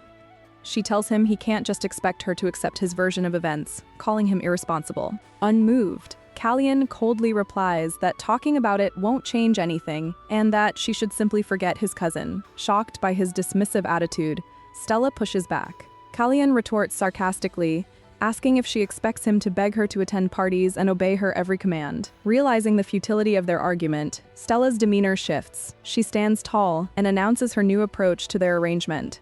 If they are to get along, she needs to know her place. From now on, she will follow his instructions without question. However, she requests that he communicates any orders through an intermediary. With that, she calmly asks him to leave. Callian is left utterly speechless, stunned by her sudden and icy resolve. With his back turned, Callian's voice is cold and formal. He agrees to her request, stating he will send the schedule through an intermediary. He offers a clipped good night, and the heavy door clicks shut, leaving Stella standing alone in the vast hall. The finality of the sound is too much for her to bear. Tears well up in her eyes and stream down her face as she thinks about his sudden, harsh cruelty. 1 week later, the sun shines on a lavish lakeside party. It's the perfect cover for Callian's secret meeting. He and Stella arrive together, keeping up appearances despite the distance between them. A guest, revealed to be a prince, greets Callian warmly before turning to Stella with a smile. He declares it's a pleasure to finally meet Duchess Rochester. The name is a shock, but Stella quickly recovers. With a graceful curtsy, she calmly replies that it is an honor to meet His Highness. The prince with the warm smile tells Stella the honor is all his. He then apologizes for the interruption, but asks if he can borrow Callian for a moment, explaining that they have an urgent matter to discuss. To Stella, this is a welcome distraction. While she would normally want to stay close to Callian, right now she prefers to be alone. She politely gives her permission, and the two men walk away to talk privately. From a distance, a woman in a striking red dress watches the exchange with a smug look. She scoffs, convinced that the couple's passionate act is already failing. Believing their bond is shallow and that they're growing tired of each other, she sees her opportunity. Turning to someone nearby, she quietly declares her plan to destroy their relationship for good. Stella overhears the vicious remark and turns startled. The woman faces her with a confident smile and formally introduces herself. She is Janet Weymouth, the Crown Prince's fiancée, leaving Stella completely stunned. Stella flinches, the introduction hitting her like a physical blow. Her mind reels with confusion. She was certain that Janet Weymouth was Duke Rochester's former fiancée. So how did she suddenly become engaged to the Crown Prince? With a predatory smile, Janet asks if Stella is uncomfortable. Stella's gaze darts toward Callian in the distance, who gives a subtle but firm shake of his head, a silent warning to tread carefully. Deciding to retreat, Stella politely claims it's an honor to meet her but says she feels unwell and wishes to be alone. Janet's friendly mask immediately drops. She scoffs, telling Stella that she is the one who needs to understand her place. With chilling confidence, Janet promises to prove that Stella is nothing more than a disposable object. Faced with such blatant hostility, Stella can only quietly acknowledge her words. Later, she sits by herself at a secluded table, bored and isolated, her thoughts drifting to the Duke. After the unsettling confrontation with Janet, Stella finds a secluded table for herself. Bored and isolated, she wishes she'd brought a book. Her quiet time is cut short when she notices a man with reddish hair watching her from a distance. He soon approaches, politely addressing her as Duchess Rochester and asking if she's feeling better. He explains that Lady Janet has been telling everyone she was unwell, which has made the other guests worried. It's clear Janet is already trying to manipulate the situation. The man apologizes for the intrusion but felt he should greet her personally. He introduces himself as Captain Eisen Lawrence and mentions that he served in the same military unit as Callian. Stella politely thanks him and suggests he join the others, but he isn't going anywhere. He insists he can't leave her all alone and pulls up a chair, saying their conversation is just beginning. When she claims she would only bore him, he just smiles, calling the idea complete nonsense. Still uncomfortable with the attention, Stella tries to politely push Captain Lawrence away, admitting she isn't used to the workings of high society. Eisen simply smiles, reassuring her that they can just have a casual chat to pass the time. He tells her to relax, but she insists he'd find better company elsewhere. As an excuse, she admits she's sitting alone because she can't even take a boat ride by herself. This detail catches Aizen's attention. He asks if she's really never been on a boat before. Before she can answer, he stands up and gives a formal bow. With a charming grin, he offers to personally row the boat for her. Stella is completely caught off guard by his sudden kindness, a faint blush appearing on her face. Meanwhile, the political games continue. A key player reveals he's been digging into his father's illegitimate child, and the trail leads to Count Briarton. Briarton is a notorious cheapskate known for exploiting the poor, yet he's been making large donations to an orphanage. It's there he conveniently adopted a child, and the implication is clear. The investigation reaches a shocking conclusion. The orphan is none other than the Emperor's illegitimate child. Kalyan is shaken by the news, realizing his father intends to bring this new heir into high society and replace him. His advisor, a cold and pragmatic man, explains that a peaceful succession is no longer an option. To make his point, he casually crushes a small bug under his finger, declaring that pests must be eliminated. He pressures Kalyan, suggesting they stage an accident to remove the boy from the picture. This is his chance to secure the throne, but Kalyan firmly rejects the idea. He insists the child is innocent and his own younger brother. To him, protecting the weak is an imperial duty. The advisor privately thinks Kalyan is a fool but puts on a supportive smile, promising to find another way. The scene then shifts to the lake, where Aizen carefully rows a boat for a flustered Stella, telling her to watch her step. Captain Lawrence holds out his hand, inviting Stella to join him. She hesitates, admitting she's not sure this was a good idea, especially as she notices other nobles whispering about her again. She remembers Kalyan's assurance that the rumors would stop if she just stayed by his side. Stealing her nerves, she decides to go to him later, and, for now, accepts the captain's kind offer. She thanks him and reaches for his hand. However, as she steps onto the boat, it wobbles violently, and she loses her balance. With a small cry, she stumbles forward. Lawrence moves quickly, catching her in a secure embrace before she can fall. He asks if she's all right, a blush creeping onto his face. Stella apologizes for being clumsy, explaining it's her first time. Soon, the pair are out on the water, sharing a laugh. But their pleasant moment is being watched. From the shore, Duke Rochester observes them with an icy glare, his thoughts turning possessive. He coldly wonders what Captain Lawrence is doing with his wife. From the shore, Duke Rochester's good mood soured as he watched the boat. He turned to his aide, Alex, and demanded to know why his wife was out on the water with Colonel Lawrence. Alex was just as confused, explaining he thought Stella was resting alone. Suddenly, a woman named Jeanette approached them, claiming she saw the whole thing happen. With a sly smile, she explained that the colonel approached Stella first. According to Jeanette, Stella Ho had just been claiming she felt unwell perked up and hopped on the boat, much to the disappointment of other young ladies. Jeanette then pointed out how intimate they looked, adding that she'd never seen Stella smile so genuinely. Seeing their fun, the Duke declared he couldn't lose to them. Jeanette excitedly suggested they go boating too, but Alex quickly bowed out, claiming a stomachache. While Duke Rochester fumed on the shore, his aide Alex suddenly feigned a stomachache, leaving Kalyan to take a delighted Jeanette boating instead. The Duke's possessive thoughts were clear. He couldn't leave his fiancée alone with another man.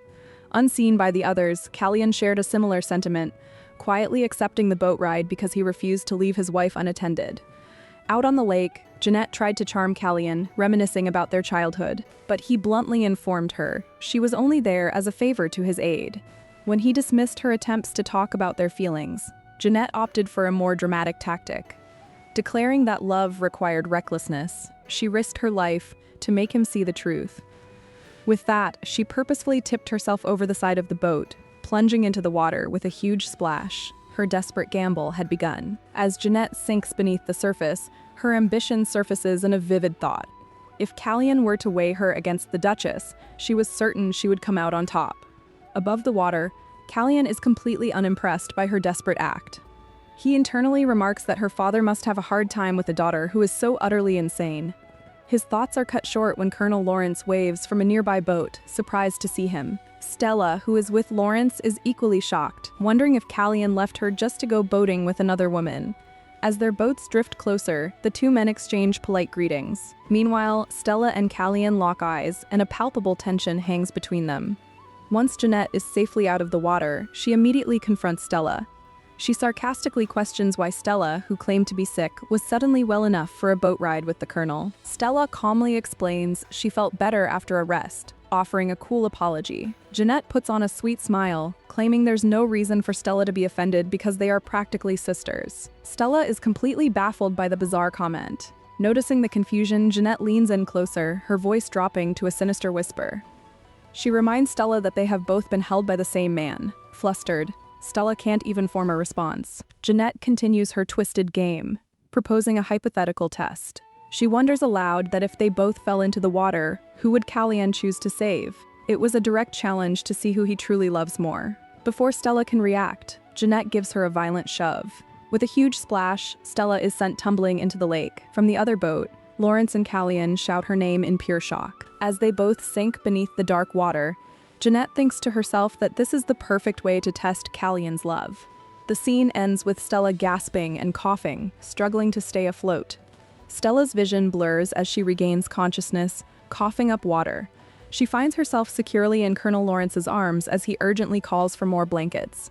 Still dazed, she tries to recall what happened, remembering only Jeanette's strange challenge before she was pushed into the lake. Clutching the Colonel's arm, she weakly asks where Duke Callahan is. Before Lawrence can form a reply, a shout from the shore answers her question. Someone yells that the Duke saved Lady Weymers and they need a stretcher for her. The words hit Stella with the force of a physical blow. Her mind flashes to an image of Callahan carrying Jeanette, leaving her behind. She hadn't thought they were deeply in love, but she truly believed they had formed an unspoken connection. Now, that illusion was shattered. As her body shivered from the cold and a rising fever, Stella felt the unbearable sound of her own one-sided love finally ending. Without warning, Jeanette gave Stella a violent shove, sending her tumbling backward into the lake. The sudden splash broke the calm afternoon. On a nearby boat, Callahan and Lawrence shouted Stella's name, their faces etched with pure shock. Lawrence immediately said they needed to get help, but Callahan was already moving. He didn't hesitate, diving straight into the cold water after her. Beneath the surface, as they both sank into the deep blue, Callahan's mind focused on one thing. Seeing Stella's pale face, he knew he had to save her, or he would die right there with her. It was in that silent underwater world that he realized he could never live without her. Meanwhile, Lawrence, who had also jumped in, couldn't see them in the murky depths. Realizing he was out of his league, he decided the only option was to swim back and call for reinforcements. Callahan breaks the surface, gasping for air while holding an unconscious Stella tightly. He desperately asks Lawrence if he's found Lady Jeanette. Lawrence can only shake his head, confirming he found Callahan's wife but not the other woman. Lawrence thinks they need backup, but Callahan knows it will be too late. Watching from a distance, Emperor Dirklin's mind races. He realizes his entire plan is on the verge of collapse. If Stella survives and his key pawn, Jeanette, doesn't, his scheme to trigger a rebellion will be ruined. Back in the lake, Callahan makes a critical decision. He hands Stella over to Lawrence, ordering him to get her to safety and gather more help. With his wife secure, Callahan dives back into the murky water. Moments later, he emerges carrying Jeanette and rushes to the shore. Emperor Dirklin confronts him immediately. Callahan explains she'll be fine after a doctor sees her, but the Emperor is enraged. He grabs Callahan by the collar, accusing him of being a fool for how things played out. Emperor Dirklin is furious, accusing Callahan of only being calm because he managed to rescue Stella first. He demands to know why Jeanette wasn't the priority, but Callahan remains composed. He quietly reminds the Emperor that they have an audience and should lower their voices. He insists the focus should be on getting Jeanette to a doctor, not arguing about who did what. Realizing his outburst was a mistake, the Emperor backs down. He tells Callahan to go check on Stella, noting she doesn't look well either. This gives Callahan the opening he needs. With a cold glare, he firmly corrects his uncle. She is not Ambrose. She is his wife, the Duchess Rochester. Later, a frantic Duke Rochester bursts into the mansion, calling for Stella. The head maid informs him that the doctor has just left. Stella is still unconscious and at risk for pneumonia after taking in so much water. Standing by her bedside, Rochester is overwhelmed with regret.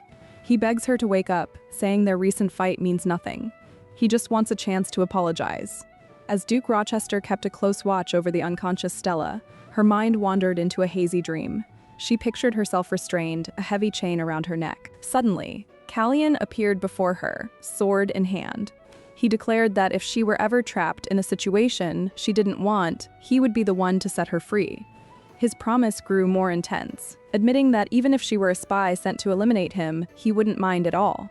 It would just be an excuse to keep her with him. Back in the waking world, Rochester gently took Stella's hand. His thoughts turned to his suspicions about the incident. He'd already instructed an associate to investigate the connection between Stella and the Emperor, determined to find out why she became a puppet in his uncle's scheme. But with no news, he decided he had waited long enough. He stood, telling the head maid to look after his wife. It was time he stepped in personally. While Stella recovers in bed, the head maid brings her a meal, gently insisting she eat. She mentions that Duke Rochester would be upset to see her like this, but Stella silently disagrees. She believes that if Rochester truly cared, he wouldn't have been gone for so long. After all, their marriage is just a contract, and his actions during the incident proved he still prioritizes his former fiancée. Her bitter thoughts are interrupted by a knock. A servant enters to announce an unexpected guest, Lady Janet Weymouth. He explains that he's already shown her to the drawing room, but can send her away if Stella isn't feeling up to it. Meanwhile, Lady Janet waits, a single blue rose in her hand. She calmly crushes the delicate flower, its petals scattering. Looking directly at Stella, she asks what she would like to do, making it clear this is not a friendly visit. Stella's heart pounds, caught completely off guard by the confrontation. Lady Janet Weymouth sits opposite Stella, offering a hollow apology for not visiting sooner. With a smug smile, she remarks that the rumors about Stella's poor health weren't an exaggeration, noting her face is a mess. Stella flashes back to a previous encounter where Janet mockingly called them sisters, having both been with the same man. Stella asks if that's all Janet came to say. Janet dismisses her, claiming Stella's own recklessness caused her to fall ill. She then changes her tone, feigning innocence and claiming she's there to express her gratitude. Confused, Stella wonders what she could possibly be grateful for. Janet reveals that Duke Rochester has been visiting her every single day, bringing flowers and gifts. She feels honored he takes so much time to see her. The news hits Stella hard. She hasn't seen Rochester once since the incident. Janet stands and approaches, thanking Stella in person. After all, if the Duke is showing this much concern for a former lover, what does that mean for his current fiancée? With a smug look, Janet suggests that for Rochester to visit her so often, he must have a very understanding wife. She then twists the knife, thanking Stella for sharing her husband. The cruel words land like a physical blow, and Stella struggles to breathe. In that moment, a horrible thought clicks into place. She was only ever a replacement for Janet. As Janet gets up and leaves with a dismissive sound, Stella's coughing fit intensifies. Outside, Janet puts on a performance, loudly calling for a doctor to help the Duchess. Alone and gasping for air, Stella realizes the devastating truth. Rochester knew she was completely powerless to fight back against this humiliation. A violent cough brings a trace of blood to her lips. She finally accepts that this was her role all along, and his kindness had been a lie. The crushing weight of it all is too much. Her vision fades, and she slumps unconscious into her chair. A servant approaches Duke Rochester with terrible news. After a visit from Lady Janet, Stella suffered a severe coughing fit and lost consciousness. We see Stella lying in bed, pale and unresponsive, the aftermath of the encounter clear on her face. A silent rage builds in Rochester. He clenches his jaw, furious that Janet dared to bother his wife again. He was certain he had already made his warning to her perfectly clear. The scene shifts to the Weymouth estate, where Rochester confronts Janet directly. He asks if her plan is to make Stella apologize publicly. With a smug smile, Janet confirms it. She reminds him that the Crown Prince's former fiancée was hurt at his event, and such a scandal can't be easily ignored. She claims she's giving him a quiet way out. Rochester states plainly that Janet was the one who pulled Stella into the water. Unfazed, Janet leans back and scoffs. She asks him who could possibly prove that. Openly challenging his ability to defend his wife's honor, Rochester lets out a single harsh laugh at Janet's challenge. He tells her to listen very carefully, revealing he's already investigated her actions on the day of the incident. He has proof she removed her underdress beforehand so it wouldn't weigh her down. He also knows she had a servant get her a small breathing device at the last minute. The equipment, later found floating on the surface, has been secured as evidence. He dares her to fight a losing battle, declaring he will not back down. Tapping his finger on the table, he stands up. Janet accuses him of lying, claiming he won't reveal the truth because he still loves her. Rochester coldly refutes her claim. He explains he was only holding onto the secret to use as leverage. Stepping toward her, he leans in and makes his position perfectly clear. The only thing he loves is his family. Stella is his wife, and that makes her his. He delivers a final, chilling command for Janet to keep her hands off of Stella from now on. Back in the present, Rochester clenches his fists, furious she ignored his warning. A royal guard announces Callion's arrival, and the massive doors swing open. Inside, Emperor Dirklin greets his nephew, the tension between them obvious. The meeting is a calculated move and a dangerous game. Later that day, back at the Rochester estate, Callion's immediate concern is for Stella. He asks an attendant about his wife's condition. The news isn't good. The doctor confirmed her health has declined, warning that stress is making things much worse. Callion lets out a heavy sigh. His internal thoughts reveal the true purpose of his visit to the palace. He was sizing up his uncle. He needed to know if Dirklin was aware that his marriage to Stella was only a contract. Fortunately, the Emperor seemed completely in the dark. This new information solidifies Callion's resolve. It doesn't matter if Stella is a spy anymore. He knows he must learn everything to protect her from now on. Worried about causing her more stress, he decides to simply watch over her quietly while she sleeps. A maid enters Stella's room, gently reminding her that she can't skip another meal. The doctor was very clear. Lying in bed, she turns away, apologizing that she has no appetite. She promises to eat tomorrow, asking to be left alone. The truth is, she feels too sick to even consider food. Her mind is tormented by Janet's cruel words about sharing her husband. She trembles, wondering if Rochester is with Janet at this very moment. Her spiraling thoughts are interrupted when the maid presents a letter from House Ambrose. Surprised, Stella begins to read. Her mother writes that the family is finally happy and healthy, all thanks to her and Duke Rochester's generosity. The words feel like a heavy weight. Unable to continue, she flattens the letter. She wonders how her mother could call them a perfect family when their comfort was bought with her freedom. She was nothing more than a price they paid. Staring at a portrait of her smiling family, Stella feels the full weight of her sacrifice. She tells herself there's no reason to be disappointed. Her parents just don't know the truth, and if her endurance is the price for their happiness, she'll pay it. Resolved, she calls a maid and asks for paper to write a letter to Duke Rochester. The maid beams, thrilled at the gesture, and quickly rushes to get what she needs. Later, in his office, Rochester is presented with that very letter. The maid explains that Her Grace wrote it for him herself. He's visibly moved, his heart thumping as he recalls a tender moment between them. Stella had made him promise to write back, softly calling him by his first name, Callion. He eagerly opens the envelope, a hopeful look on his face. But the letter doesn't start with his name. It begins with a cold, formal address. Dear Duke Rochester. His hope instantly vanished as he continued reading. The letter was a formal thank you for his kindness, acknowledging how his support allowed her family to live comfortably. In gratitude, she promised to dutifully fulfill her side of their contract. But the next lines were a shock. Stella wrote that she would not object to him seeing other women outside of their marriage. She only asked to be excused from greeting him in the mornings or late at night. His hands trembled as he read the cold sign-off. Sincerely, Stella Ambrose. He shot up from his desk, demanding to know what this letter was. Snatching it, he asked a maid if Stella was in her room, needing to speak with her immediately. As he strode down the hall, he reeled in disbelief. How could she possibly tell him to see another woman? When he reached her door, he saw Stella inside, smiling as she read a different letter. His face hardened. He stopped a maid and asked what mail his wife had received. The answer was simple: well wishes from other noblewomen, one from her family, and one from a Captain Lawrence. Stumped by Stella's cold letter, Duke Rochester learns from a maid she'd received mail from Captain Lawrence.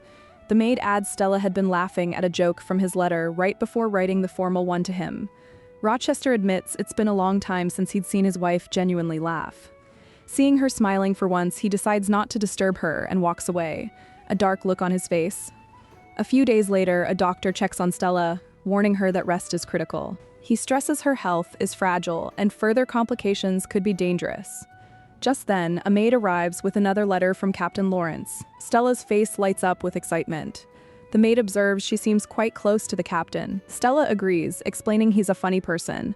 She recounts telling him about her fear of water, and he replied with a silly joke that made her burst out laughing. Reading another letter from Captain Lawrence, Stella burst out laughing at his silly jokes. His latest note invited her to a bird hunting event, a social gathering she knew nothing about. Just as she inquired with her maid, Duke Rochester's voice cut through the air. He had appeared in the doorway, remarking that it seemed the captain had beaten him to the punch. He dismissed the staff, stating he needed to speak with his wife privately. The door clicked shut, leaving them alone in the vast room. Rochester's tone was cold as he asked how she was feeling. Visibly flustered, Stella reminded him of their agreement to communicate through servants. His patience snapped. He clenched his fist, accusing her of being the one to violate their contract. Stella was stunned. He explained that she was failing to fulfill her duties as the Duchess. Her heart pounded in her chest. She was just a replacement. What more could he possibly want from her?